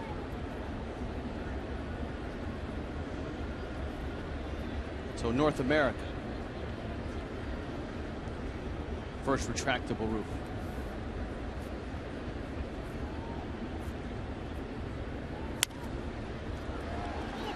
Pop-up, Reyes is calling for it. And he's there and he makes the catch. I mean, if the Astrodome was the 8th wonder of the world, or 9th wonder of the world, Skydome has to be on that list as well. There were times I remember a game there, it was open, and a rain shower came, and as they were closing it, kind of finally came together above home plate, and there was a stream of water. The rain was coming down right around home plate, and they had to halt the game for a while. Encarnacion has walked and lined out.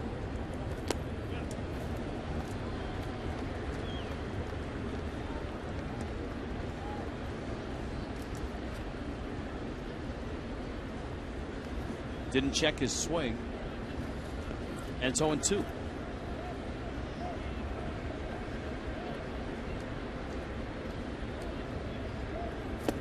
Boy, you talk about a much-needed quick pitch hitting. Josh Johnson, at just 84 pitches now, is through 6.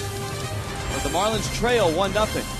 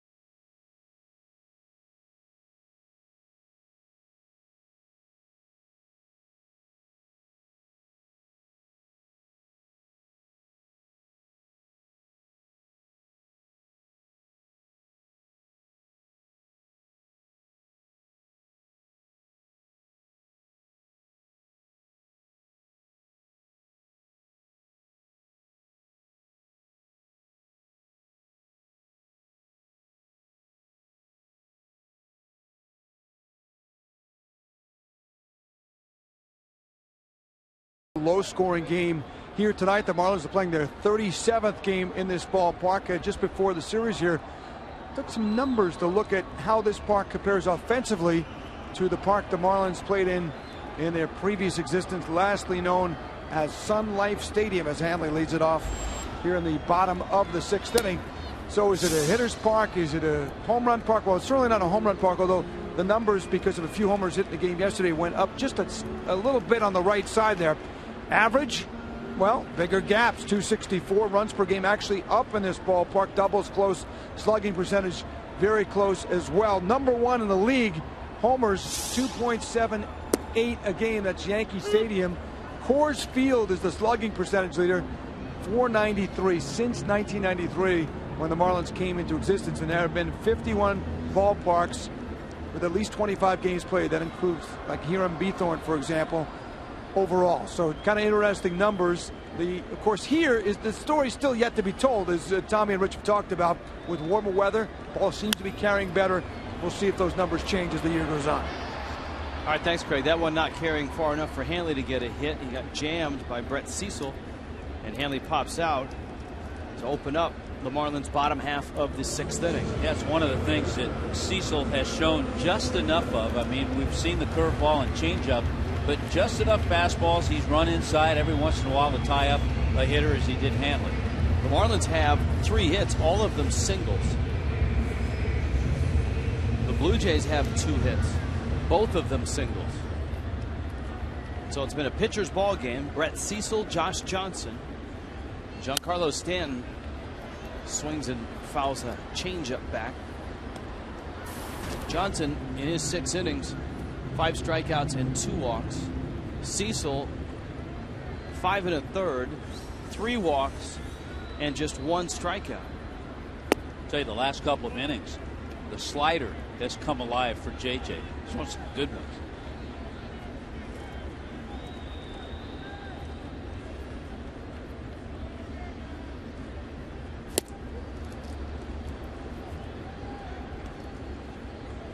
One and 2.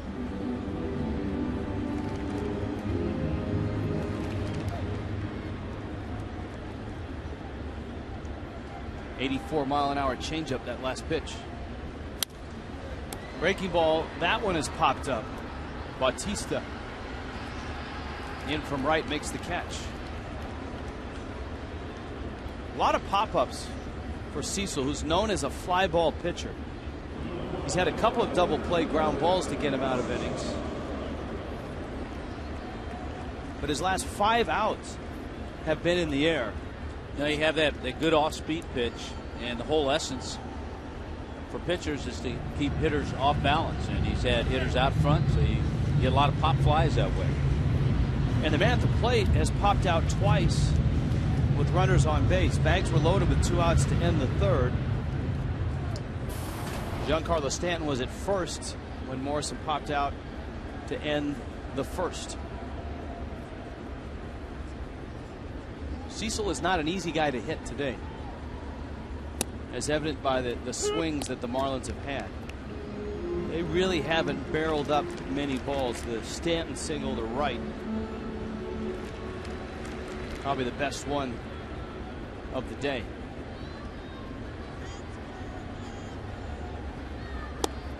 Remember Hanley's base hit off the end of the bat. He broke his bat. Ruggiano stayed back on a changeup, hit it well, but not all that sharply. Certainly not as hard as the ball Stanton hit. Blue Jays have that extreme Lomo shift. This is incredible. Kelly Johnson, the second baseman. He can have a conversation with Bautista, the right fielder. As we've known, that's as far as we've ever seen a second baseman. That's further back than Jason Kipnis was in Cleveland. And so it looks like the Jays are one of those teams that are into the extreme shifts, which sounds like a reality show. Extreme Coming up shifts. next on Extreme Shifts. Which could take on different meanings. I mean, it could be the group of guys who work the night shift, the graveyard shift, the day shift.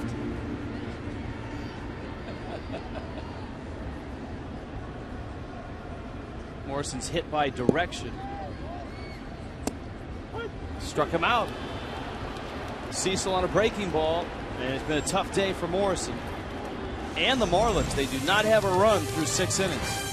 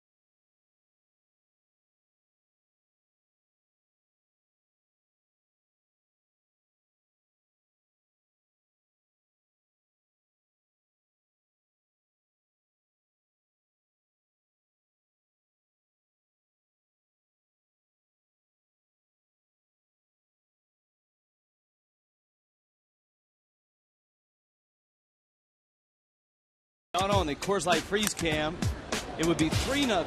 2 runners on, 2 outs, no problem. Look at the extension, the reach, and watch him stick the landing.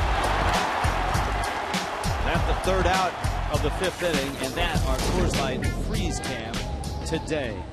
Today, runs have been tough to get for both sides. But the Blue Jays got theirs in the 2nd, and they did it without a hit. A couple walks, sacrifice bunt, safety squeeze. Josh Johnson back to work. Slider misses down low. Kelly Johnson, Yunel Escobar, and Rajay Davis. Marlins are looking for a spark. Tommy, you and I are looking for a spark right now. Mike Hill, who was with us in the 4th inning, looking for a spark.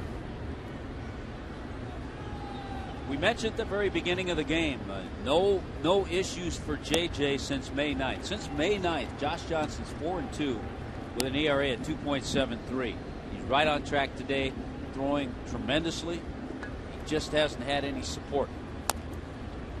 Johnson flips it foul. You can remember the first month of the season, a lot of people scratching their heads saying, what the heck happened to Josh Johnson? He's not the ace that everybody remembered from 2010 or the first 9 starts last year. But I think you're starting to see that. And JJ with that darting slider down at the shoe tops. That's an unhittable slider. Jay and Lexus, our game reset. Just 5 hits, all of them singles. The Blue Jays, like they did last night, getting a run without a hit.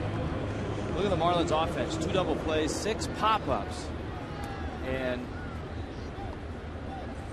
that's how we've arrived here at 1-0 in the top of the 7th. Escobar has singled. And he has a sacrifice. There's the curveball that JJ mixes in. He's mixed that, the slider, a few change-ups. You want to go down and run into the dugout and just yell, get this guy some runs. See, not Tommy trying to create his own spark here in the booth. I like that. And that's without, ladies and gentlemen, a 5-hour energy or a Mountain Dew. Liner out at second, and Infante is there. It's one of the best balls hit by the Blue Jays in this game. Just caffeine induced. That's it. A few cups of coffee. There you go. See, you rely on that. For me, today it would probably take maybe Cleveland or Cam. Maybe Cam or 12. If I could get a little of that, get us over the hump. Hey, whatever it takes. Rajay Davis. Caffeine safer for me. Touche. That's not quite camera 12, but that's close. The Clevelander is packed. Hello, everybody.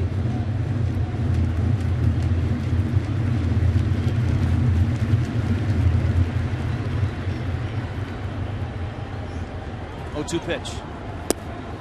JJ misses down low. That's what he's been able to do so well, though. When he misses, he gets ahead. He was trying to get Davis to chase that slider. He buried it off the plate, out of the strike zone. He's got 6 strikeouts. Now he's got 7. He strikes out Davis. Johnson getting better as the game grows longer. The Marlins, as Tommy implored, need to get him some runs. 1-0 Toronto.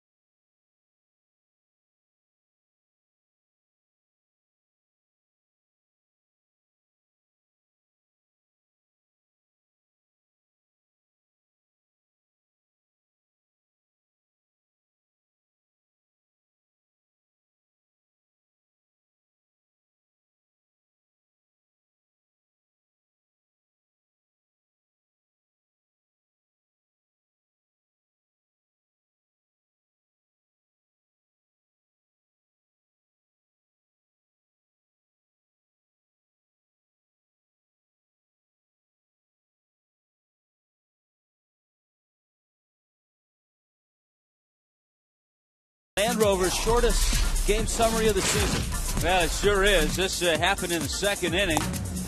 A walk to Edwin Encarnacion. Another walk to Kelly Johnson. Nice bunt, drop down. JJ with the play, runners at second and third.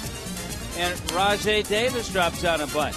The angle for JJ was a tough one. He had to turn the opposite way. Ruggiano with a bunt. Speaking of bunts, that could be the theme in this one. Nicely done by Justin Ruggiano. Marlins have their fourth hit and their leadoff runner aboard. Cecil was in a nice groove before this. That's heads up too on Ruggiano's part. He's a guy that they don't expect to bunt, so the third baseman Brent Laurie was playing back. Ruggiano spotted that, knew he just had to get it down. It didn't have to be a perfect bunt, and he starts things very well. Now you've got Infante, Gabby Sanchez, then Brett Hayes, and of course you've got Greg Dobbs on the bench as well. Infante out trying to bunt for a hit, bounce into a fielder's choice. Blue Jays bullpen is active, and Cecil chases Ruggiano back. No, it's interesting. We were thinking about and showing that play that the Blue Jays scored their run. And at the time, I said, well, you try to just take the out in the first inning. But maybe in the back of his mind, JJ knew it was going to be a struggle for his offense. He was trying to shut down the run. Saw Jason Frazier in the bullpen. Good combo for a hit and run. I don't know if Ozzie wants to put on some plays and shake things up with the offense. Haven't seen guys try to steal against Cecil. Doesn't have a great move. Has that snap throw we talked about.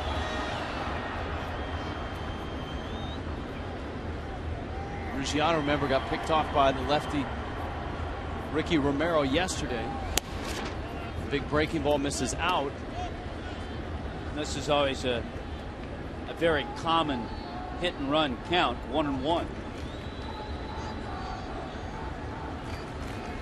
Fonte a hit yesterday. That hit was a home run, a two-run shot.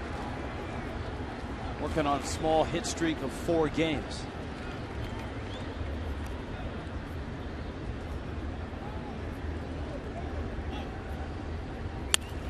Hammered down the line, into the corner. Ruggiano racing for third. Into the corner goes Davis. He's going to score. Ruggiano all the way in, and Infante has tied it.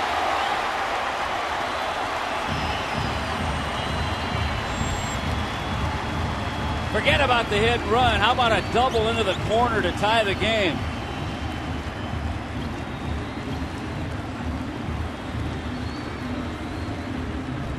Five-game hitting streak now for Infante. Got the changeup up middle of the plate. This ball is stroked well and a long run for Davis. And that allowed Ruggiano to score from first base. So the Marlins get a bunt hit and an RBI double, and it's a 1-1 game. Pitching change for the Blue Jays.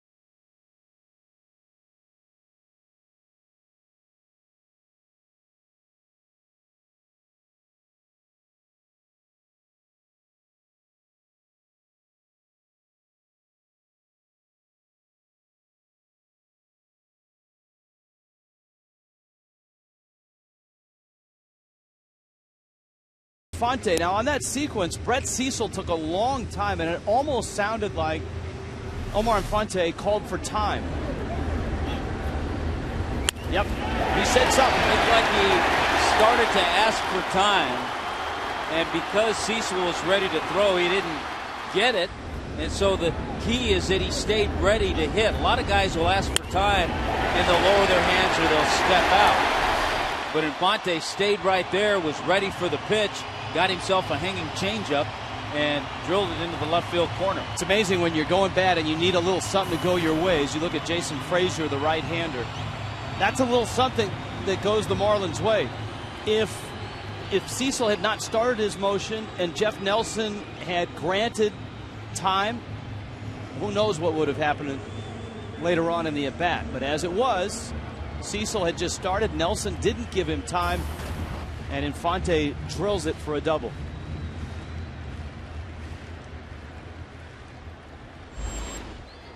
Now Gabby Sanchez. There's nobody out, and the Marlins obviously would love to get this runner over. Now we get to that point in the game where last night we saw the Blue Jays with some great situational hitting. Now the Marlins are in that situation, if you will, trying to do the same thing here. Frazier with fastball, slider, occasionally a changeup, but mostly fastballs and sliders. Good effort. Gabby showing that he had an idea. He was thinking. He was trying to hit a ball to the right side. But of course the hard thing now is it's 0-2. And Frazier has an idea of what Gabby's trying to do. Now it becomes a lot tougher with 2 strikes. By the way, Infante, remember in Boston we talked about his long stretch without an RBI. This is his 3rd straight game now with an RBI, and he had gone the previous 23 without one.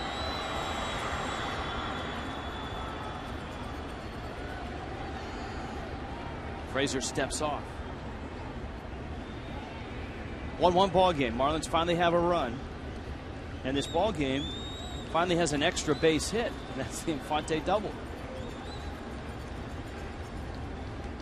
Time called, and Sanchez steps out. 3 for 4 last night with a home run. 0 for 2 in this one. Infante at second. And he drills it to the right side. Nicely done. Great job.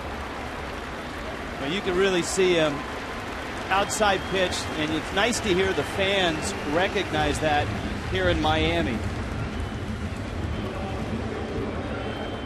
That's just an outstanding job, and especially with 2 strikes.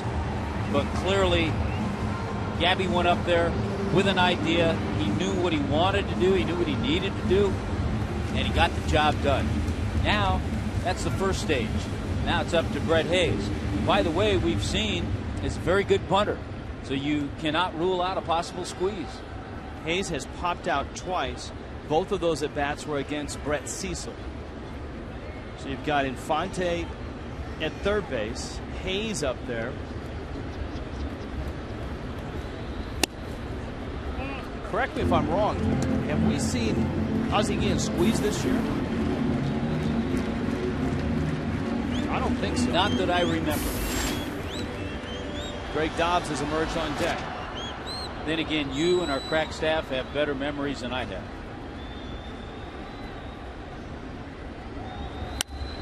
Hayes fouls it, and it's 1 ball and 1 strike.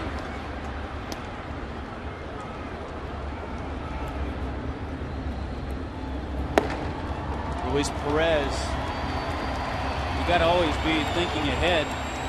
If you're Ozzie Guillen and the Marlins score this run, this go-ahead run, before you have to pinch hit for Josh Johnson, you go ahead and pinch hit for him. It's a decision Ozzie would love to have to make. It's fouled back, and the count's 1-2. JJ's at 95 pitches and really has been stronger. 6 of his 7 strikeouts have come in the last 4 innings. As desperate as the Marlins are for runs and a win, my guess is if Hayes doesn't get this run home, Dobbs hits. Well, certainly if he doesn't. But what if he gets the run home? That's my question. I think JJ's out there at the plate and coming back out for the 8th.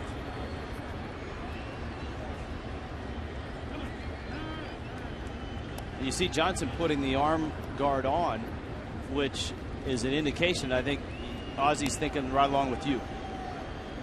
Be ready to hit, because if the Marlins get this run, I want you out there. Hayes now with a count 1-2. And he swings and misses and strikes out. That's a huge out for Jason Frazier. And that's going to end the day for Josh Johnson.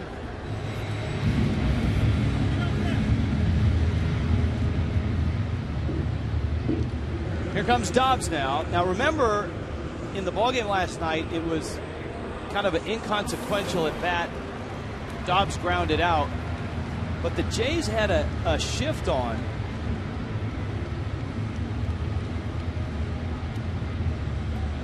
Dobbs standing in now. With Infante standing at third. Yeah, with Infante at third, they don't have that same shift. Dobbs actually hit a ball right up the middle. And they had the shortstop, Escobar, was right there. There's Infante. He's tied the game. The Marlins advanced him to third, but they couldn't bring him home. And so Dobbs, who's had so many big hits, climbs in. A man that has his game face on when he's driving to the ballpark.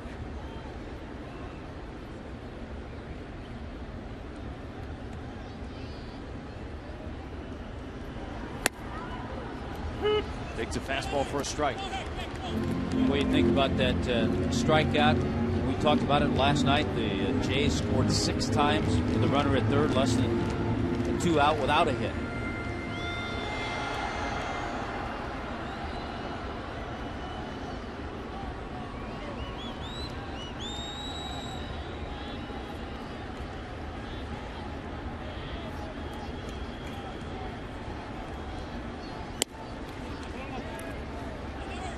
So the struggles continue for the Marlins catchers.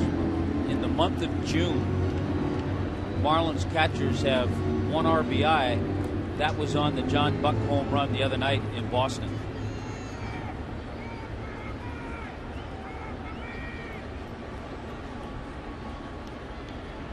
Jason Frazier has been a part of the Blue Jays bullpen for a long time, although last year he finished the year pitching for Ozzie Guillen and the White Sox. And that one tails away. He'd been a Blue Jay from 2004 all the way up until 44 games worth last year. He's always been a durable, dependable, and over the last few years, a pretty darn good middle reliever.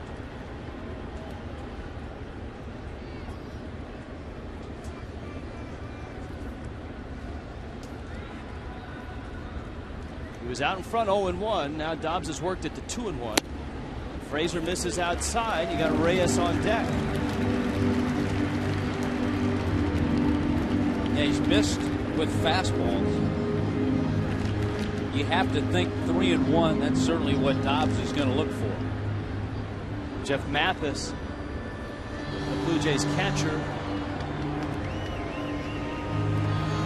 1-1 ball game. Marlins have a run here in the bottom of the 7th. Dobbs with a 3-1 pitch can be selective.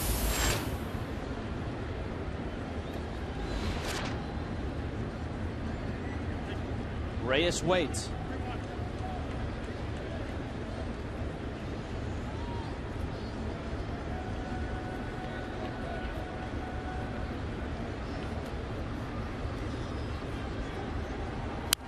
Dobbs going after a high fastball. 3-2. Went out of the zone a little bit, but tough to lay off that pitch. 3-1 when you're guessing heat and you get it. John Farrell, former big league pitcher.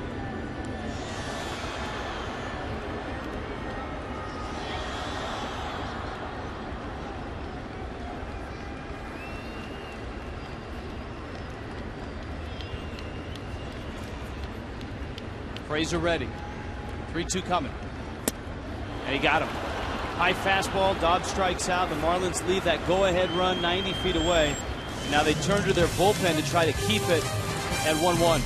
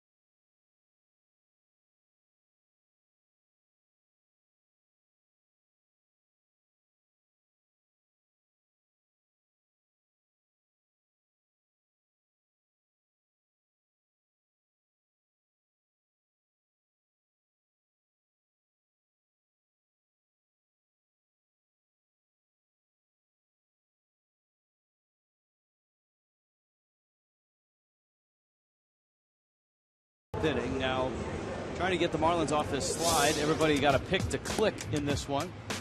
Tommy, pay attention. I want you to see who's at the top of the list. Omar, I see that, Rich. Nice going so far, but there's a little bit left. There is. There's still plenty of time. Don't count that change yet. No.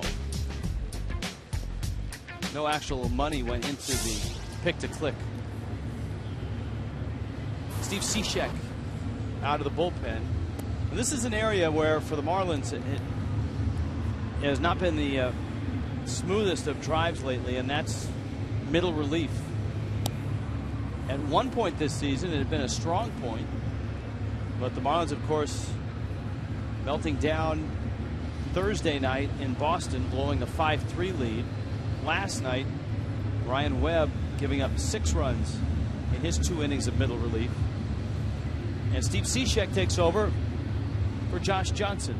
What a great 3 days it was for Steve Cishek up at Fenway to revisit where he had gone one time as a youngster, but growing up about 75 miles from Boston. Jeff Mathis sprays a grounder to the right side. Infante throws the first one out. Here's Craig Minervini. Craig? Well, we are with the man known as Dr. Fan, because you've been to now 76 ballparks since 1947, and this is number 76. This is number 76. All of them that have been in use since that time, including the novelty sites like Tokyo, Honolulu, Monterey, Vegas, Jersey City. Get to Puerto Rico at all? I got to Puerto Rico for the Jays opening game there, yes. Keeping score of the game, too. Yes. And why have you made this kind of a passion? Well, I have the time, have the interest. I do it so I can represent all the fans in the country and in Canada who can't get there, who can't afford it, perhaps. So I do this for all of the fans who admire Major League Baseball. Do you put anything out publicly?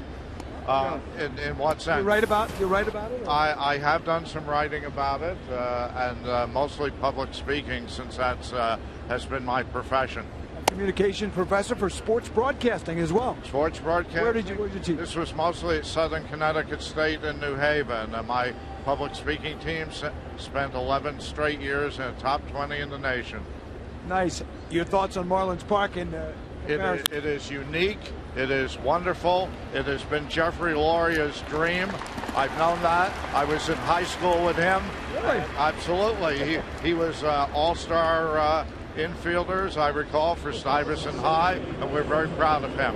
Neat. And of the old parks, what sticks out since you've been going since 1947? Well, the old parks, of course, the classics are Fenway and Wrigley Field, but I do miss the Polo Grounds. I grew up there, basically. Yes, and Ebbets Field, of course. Nice to visit with you. Last thing, you have a favorite team, favorite team to watch? Your favorite part? I'm neutral, like the umpires. That's the right thing Neutral. to do. Neutral, absolutely. But I love the Marlins broadcasts on television. You folks have the best of the 30 broadcast teams in the majors. I'm not just saying that. I watch you on MLB Extra Innings. So the guys in the booth, you are superb, as is this gentleman. Dr. Fan, thank you very much. We didn't interview you for you to say that, but we appreciate it. Well, you're quite welcome, and I do mean it. So he says he's neutral, and he has a hat with no logo on it. So I guess we got to believe you. Thanks a lot. Right. Thank you. You're welcome. All right, Dr. Fan. Rich, we need to save that clip for arbitration. That's a good point. 2 outs. Brett Laurie is up. I mean, coming from just anybody, you always say thank you for the compliment. Coming from a doctor of Dr. Fan, a guy that is a professor in sports broadcasting. Not that you or I ever went to any sports broadcasting classes, but we'll take it. We like it. Brett Laurie is aboard. Cishek got the first 2 outs. Ground balls from Jeff Mathis and David Cooper, who was pinch hitting for the pitcher Jason Frazier. All right, be careful now with Laurie at first base. A couple of things. He has 10 stolen bases, but he's also been thrown out 8 times. Yeah, that 8 times caught stealing leads the American League. But he picked up a steal and scored a run last night. Scored 4 runs, but one of them after he stole. Cishek to Kobe Rasmus. Rasmus, an 0 for 3. There's a look at Laurie. It was Laurie who hit that drive to center. The catch by Ruggiano, which is getting bigger and bigger as this game goes along. Ruggiano's diving catch came with 2 on and 2 out in the 5th, and it easily would have scored the 2 runs. Escobar and Davis, who run well. Ruggiano going back, making a Jim Edmonds type catch.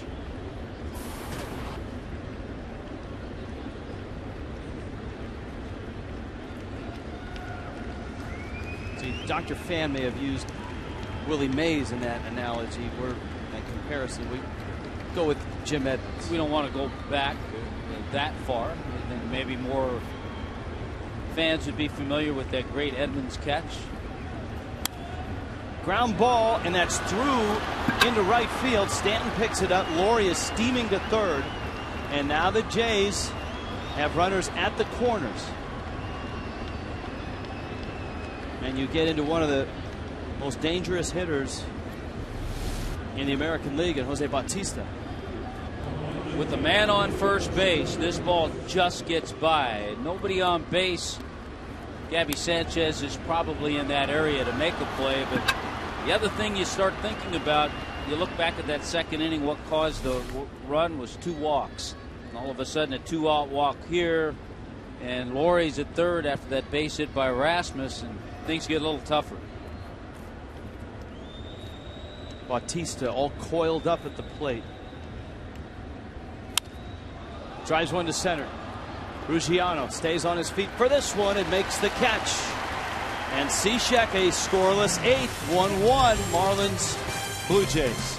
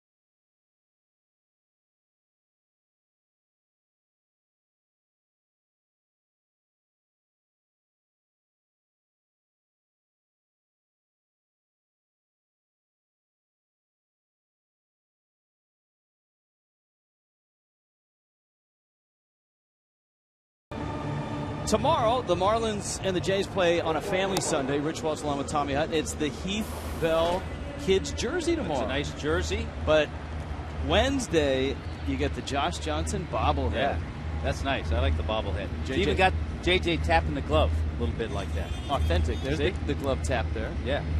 And Josh Johnson, outstanding in this one.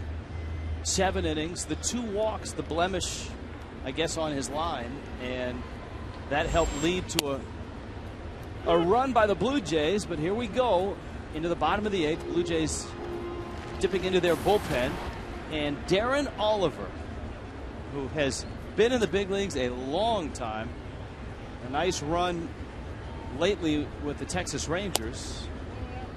Darren Oliver comes out of the bullpen. And the Marlins have the top of their order. Reyes, Hanley Ramirez, Giancarlo Stanton. Darren Oliver, 41 years old, in his 18th Major League season.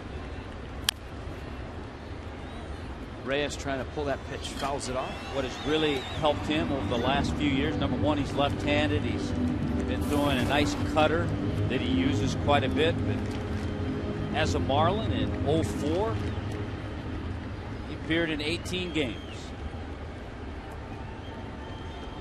And 8 of those as a starter. His father was a big leaguer, Bob Oliver, an infielder. Reyes pops it up, first base line. Bautista is there, and he makes the catch. And a frustrating day for Jose Reyes. That's the 3rd time he's hit either a pop-up or a fly ball to Bautista. Yeah, you look at the body of work for Darren Oliver is incredible. And just have to go back to last year with the Texas Rangers. He had a great season, 61 games, had a 2.29 ERA. He's a guy that has had better numbers in his late 30s and early 40s than he did in his late 20s, early 30s. He's one of those guys, Rich, and I say this positively, not as a negative, but he's one of those guys. He comes into pitching a game and people go, he's still pitching. Yeah. Darren Oliver, he's still around. He and Arthur Rhodes are similar guys. Hanley takes outside. Nissan leaders of the game. Late and close, go ahead runs batted in. Well, Hanley had a 2-for-4 night last night. 1 for 3 so far here today. That's a take. We were talking about that a week or so ago, that Hanley's going to take that pitch all the way, but some would rather see him take it and take the same approach as if he's hitting and not just stand there.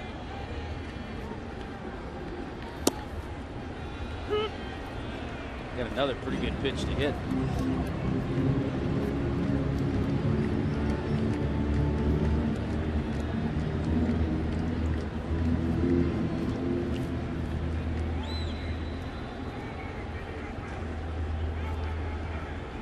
Two and two. Oliver steps off. Bottom 8, 1-1 ball game. Marlins, Blue Jays. Darren Oliver, second out of the pen for John Farrell. And a fastball. This is out, and it's 3-2. Heath Bell is ready in case the Marlins take the lead. In fact, he may come in and pitch even if the Marlins don't take the lead. Although with the bullpen extended, you might want to coax another inning out of Steve Cishek. Bouncer out towards short. Escobar has it and throws out Hanley Ramirez.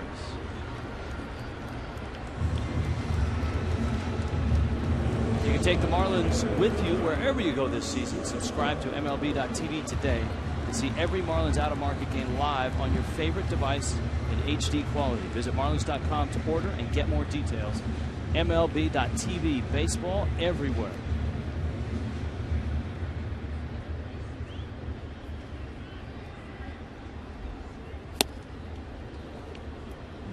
It's amazing when you watch Darren Oliver.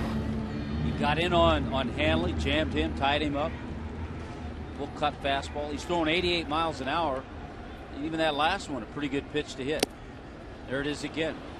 Yeah, and Stanton, obviously halfway through that swing, tried to abort the mission and couldn't stop the swing. And that cut fastball really seems to be running in on the right-handers.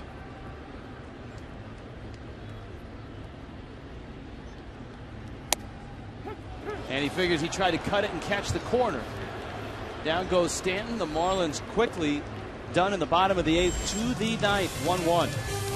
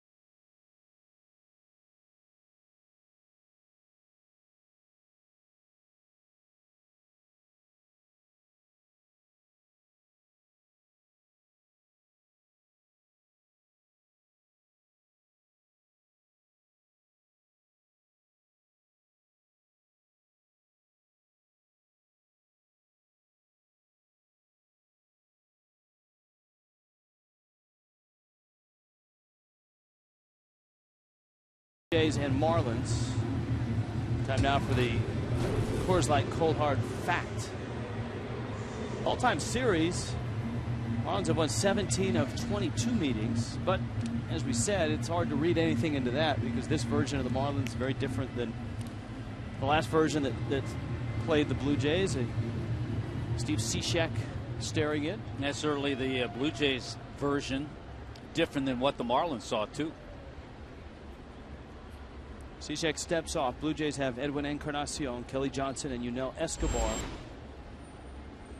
scheduled here in the 9th in a 1-1 game.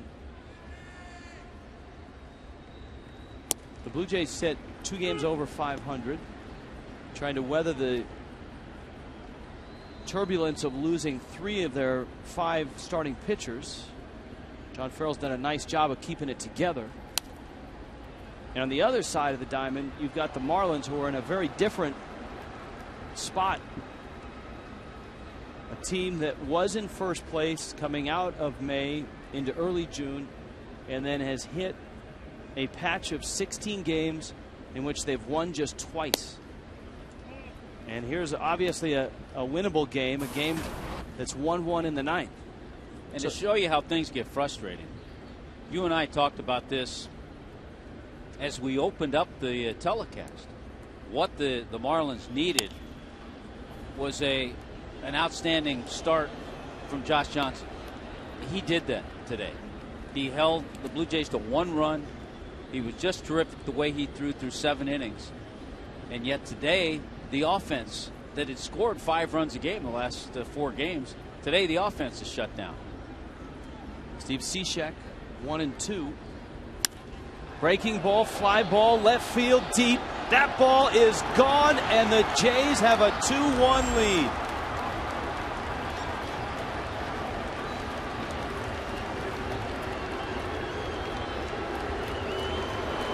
If the Marlins bullpen was not as overworked as they are, you might have seen Heath Bell pitching here in the top of the 9th. A Clevelander home run. You saw the reaction from Cishek. He knew it as soon as it left the bat. Yeah, we've talked about this duo, Bautista and Encarnacion, back-to-back, number 21 for Encarnacion. Bautista with 23.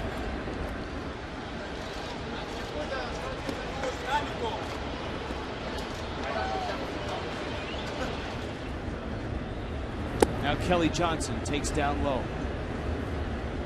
But the Marlins bullpen has obviously had to work a huge chunk of innings lately. 3.5 innings from Anibal Sanchez. Last night you had the short start by Zambrano on Thursday night. 3 1/3 from Nolasco on Wednesday night. And so Ozzie trying to get 2 innings out of Cishek, who gives up the home run to Encarnacion.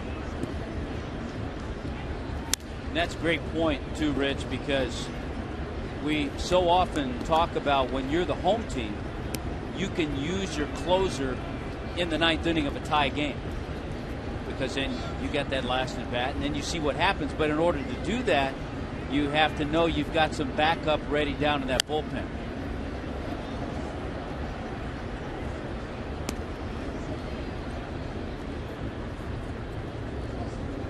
Ryan Webb off limits. Chad Godin off limits. Mike Dunn had worked in consecutive nights.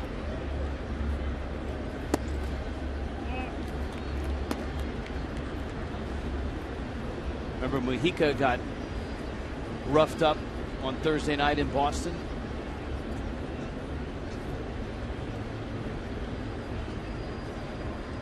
"3-2.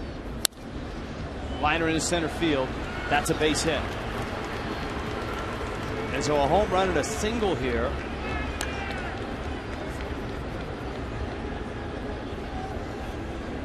Yunel Escobar, and the Marlins are going to get somebody up in their bullpen.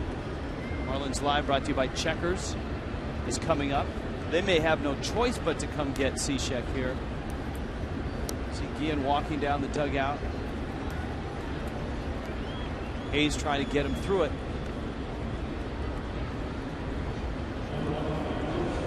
Randy St. Clair jogging out. And it's Mujica.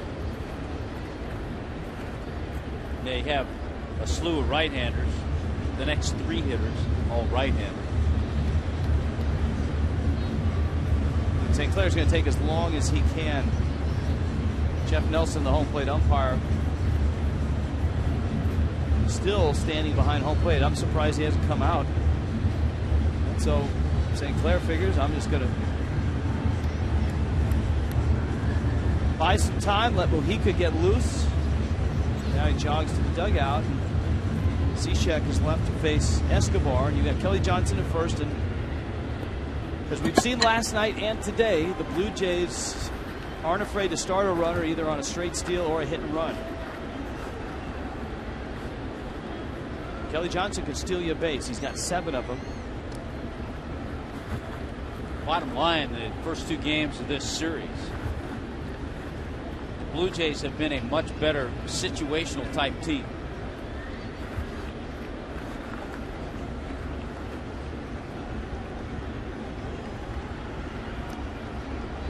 Cishek not real quick with his move to first base.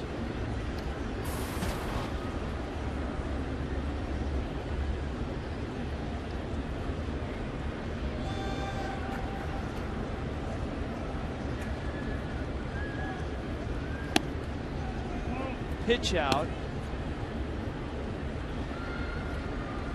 as Escobar squared.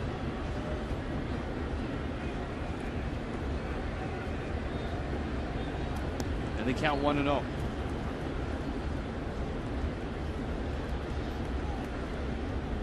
He squares again. Don't be 100% sure he's going to bunt. He may just square early to show that and then bring the bat back. He might be bunting.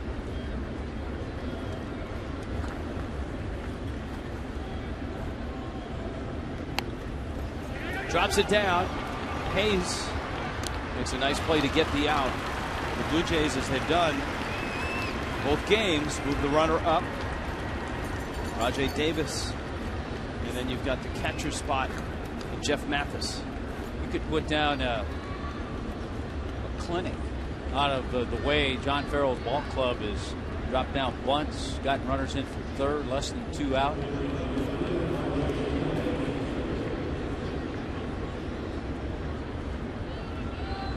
The Marlins are going to walk Davis.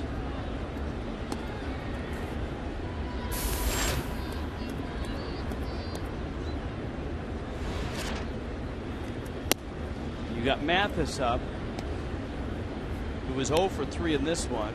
His average is hovering at the 200 mark.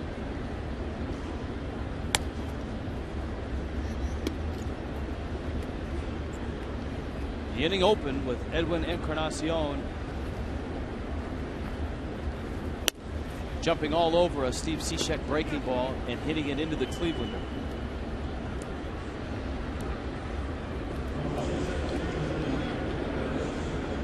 As far as pinch hitters for John Farrell, is Aaron Sebia, McCoy. They're both right-handed. The only left-handed bat he has the switch hitter Omar Vizquel.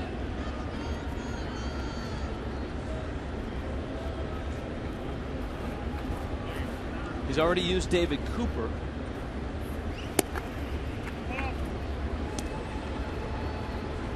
And it is Vizquel who is on deck.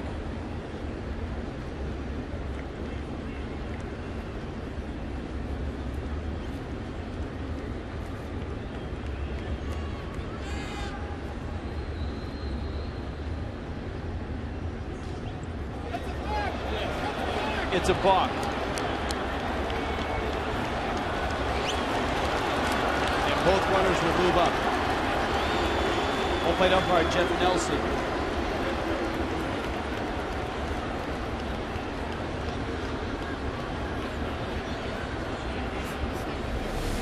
Let's watch it. A lot of times the pitcher will just do this move and turn and go, but he never really turned completely. He kind of stopped halfway and never really made his look to second base. No argument from the Marlins bench. You can see the infield has to come in now against Mathis. A lot of teams would squeeze in this situation.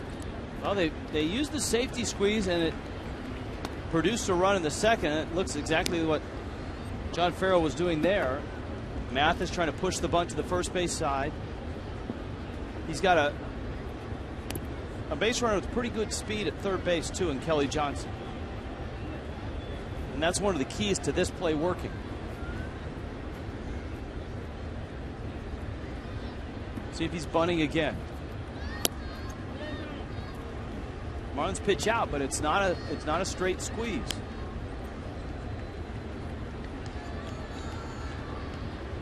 And I guess the question is, if you're a corner infielder for the Marlins, how close do you creep here?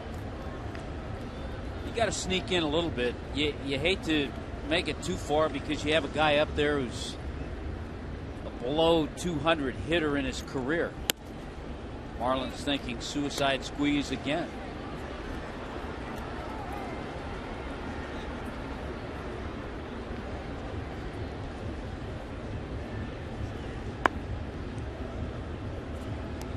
John Farrell holds all the cards right now, doesn't he? Yeah, he does with the count 3-1.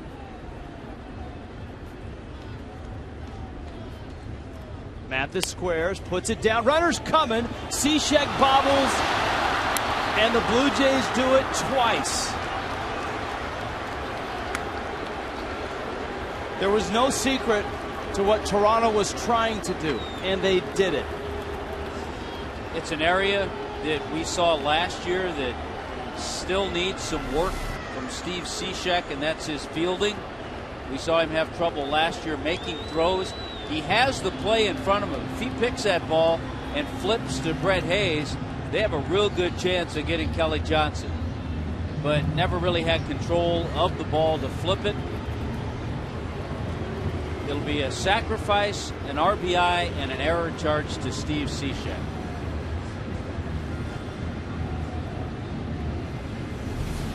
(3-1) Toronto in the ninth.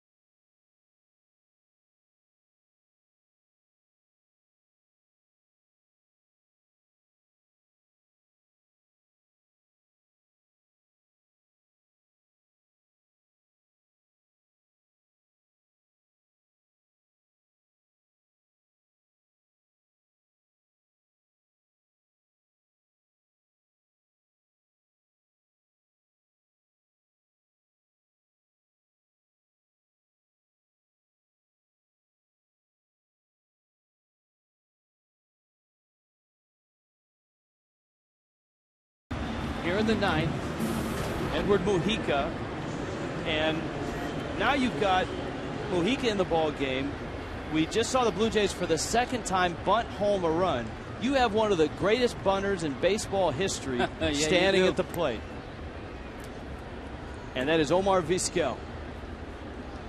45 years old. And you have great speed at third base. And Rajay Davis. Mujica. So it would not be a shocker to see them pull off the same play. You know, they've done it twice with a runner at third, and it's not been a suicide squeeze. It's just been a safety squeeze, and it's worked both times. Infield's in.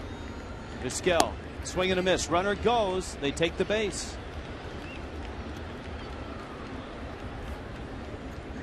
John Farrell surveying the infield. And in the case of the last run,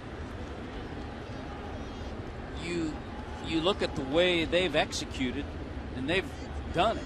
The Marlins had a chance to get the out to stop the run. Vizquel pulls it foul.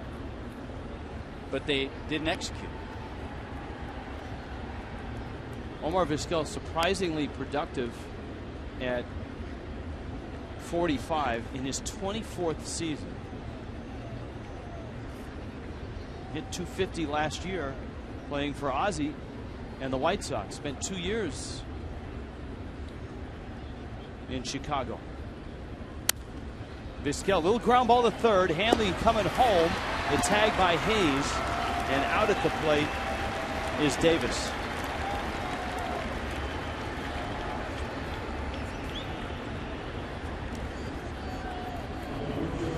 Now Rajay Davis going on contact. Fortunately for the Marlins, Hanley right there.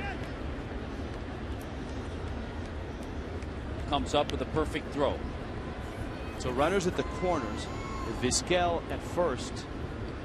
Mathis now at third base. Omar Vizquel closing in on 2,900 hits. Yeah, Vizquel with 11 Gold Gloves, you got to think is a Hall of Famer. In the Ozzie Smith. Absolutely. In my mind, yes. I've heard others debate that, though, believe it or not. I don't think I've seen a better shortstop in the last 20 years. Have you? I mean, I know Tulowitzki right now is pretty darn good. Laurie gets hit.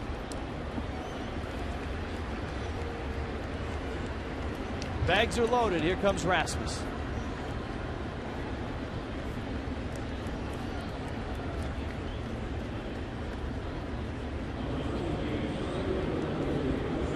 So this inning has featured an error, a balk, a sacrifice bunt. They made a change. They've taken away the error on Cishek. So it's just a straight sacrifice bunt. Unfortunately, they can't take away the balk.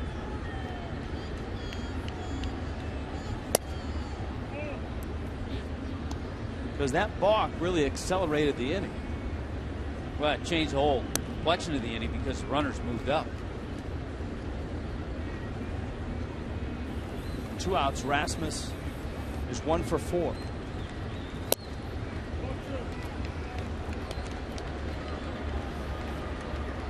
And Mujica now, the count 2-0. Mujica last pitched on Thursday night, and he was greeted by Will Middlebrooks with a 2-run homer.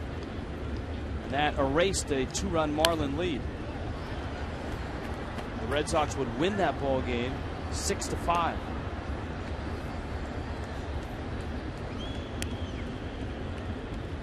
Still working out the kinks on bullpen camp. But that was Casey Jansen, their closer.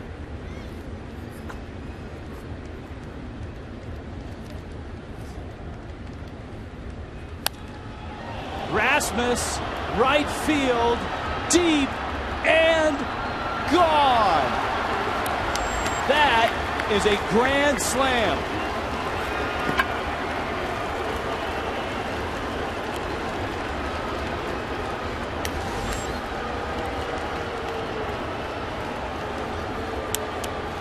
And the Marlins, who seem to be inventing new ways to lose ball games, have seen The Blue Jays scratch out a couple runs, and then a blast. The Warren Henry drive of the game, a grand slam by Colby Rasmus.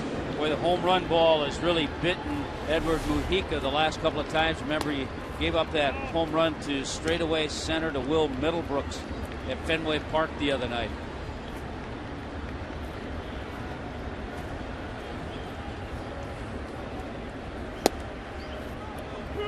Seven, 1.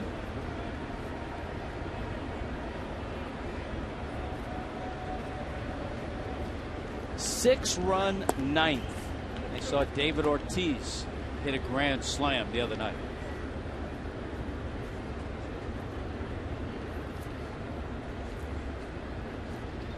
That's one of the longest home runs by a left-handed bat that we've seen.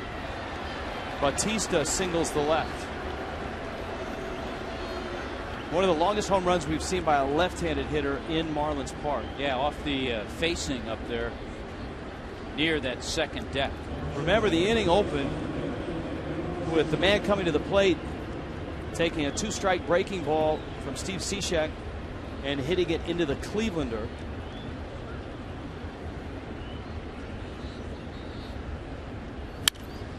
And he smokes one into left. And right now, Mujica isn't missing many bats, and he's not fooling anybody. I mean, all three balls have been hit hard. And you go back to Thursday night, the Middlebrooks two-run homer. Daniel Nava with the RBI single was the game winner. Here's the flight path of that grand slam. Watch it just brush. It literally flew Avianca, that home run.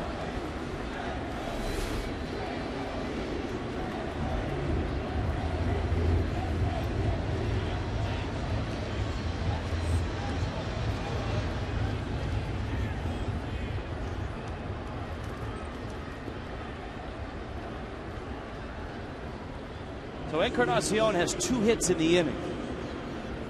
And a nightmare of an inning it has been. Here's Kelly Johnson. We talked about it in Boston. The Marlins had lost a 15-5 game. And at the end of the series, they had that 5-3 lead going into the 8th. And the discussion was the pain of a loss can vary depending on the loss. The 15-5 game, it gets out of hand, it gets out of hand. But the 5-3 lead lost in the 8th in Boston, that's painful. To watch Josh Johnson go out and pitch the way he pitched in this one, and then to give up so far a 6th spot in the 9th, adds an extra dimension to the word pain. You almost throw your arms up in the air and say, okay, now what? Now what do you do? You ask for the nice start from your starting pitcher. JJ gave you that. Kelly Johnson strikes out. 6 runs in the 9th for Toronto. 7-1 Blue Jays.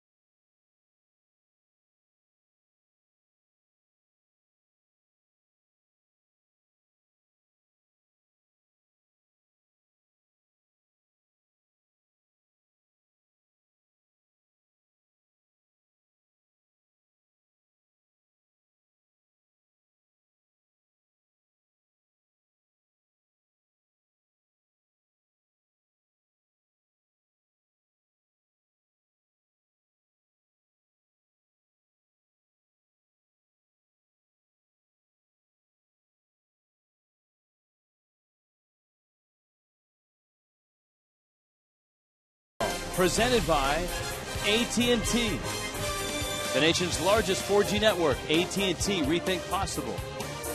And by Checkers. Feast on.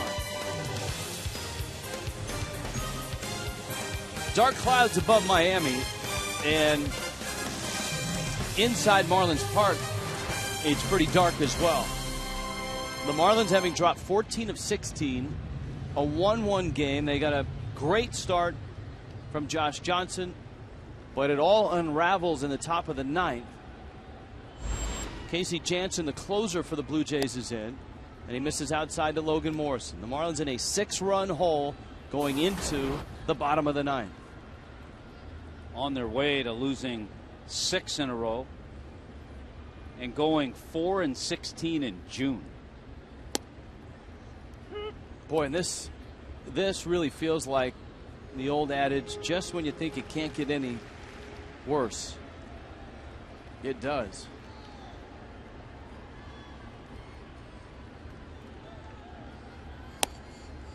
Jansen catches the corner. Jansen, a veteran, 7 years in Toronto.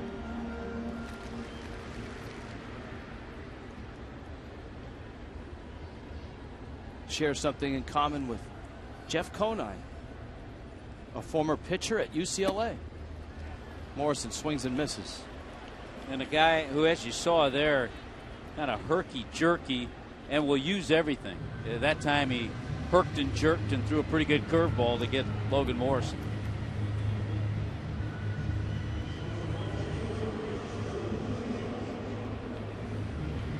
Justin Ruggiano. The one bright spot today offensively and defensively. Little tapper up the line. But you think about the would-haves, could-haves, should-haves. If the Marlins get the run home,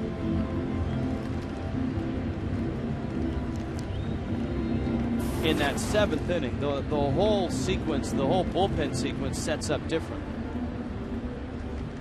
You have Heath Bell coming in.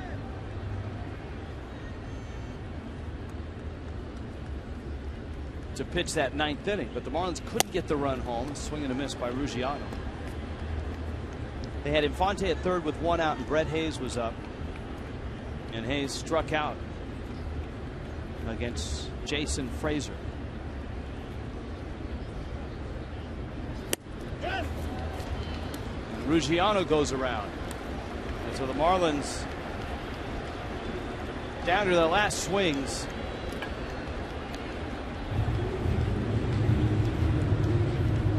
it's Omar Infante.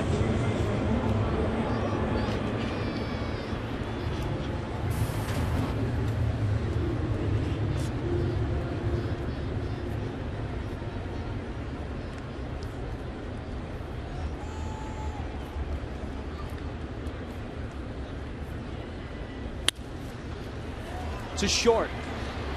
Escobar. And the Toronto Blue Jays have the first 2 games of this series, and this one really, really stings. Colby Rasmus, a grand slam in the 9th, capping off a 6-run top of the 9th. The Marlins waste an outstanding effort by Josh Johnson. And it does get worse. 15 of 17 now, the Fish have lost. 7-1 Blue Jays. Now the Marlins fall 5 games under the 500 mark. This a big sequence, accurate pitch by pitch. Tried to work outside. Mujica did. Good fastball there to get the first strike, but then down out over the plate. That's, as they say in Colby Rasmus's happy zone. Rasmus with a grand slam. The Blue Jays had already scored a couple that inning. And it's the difference. 7-1 the final. Marlins live next.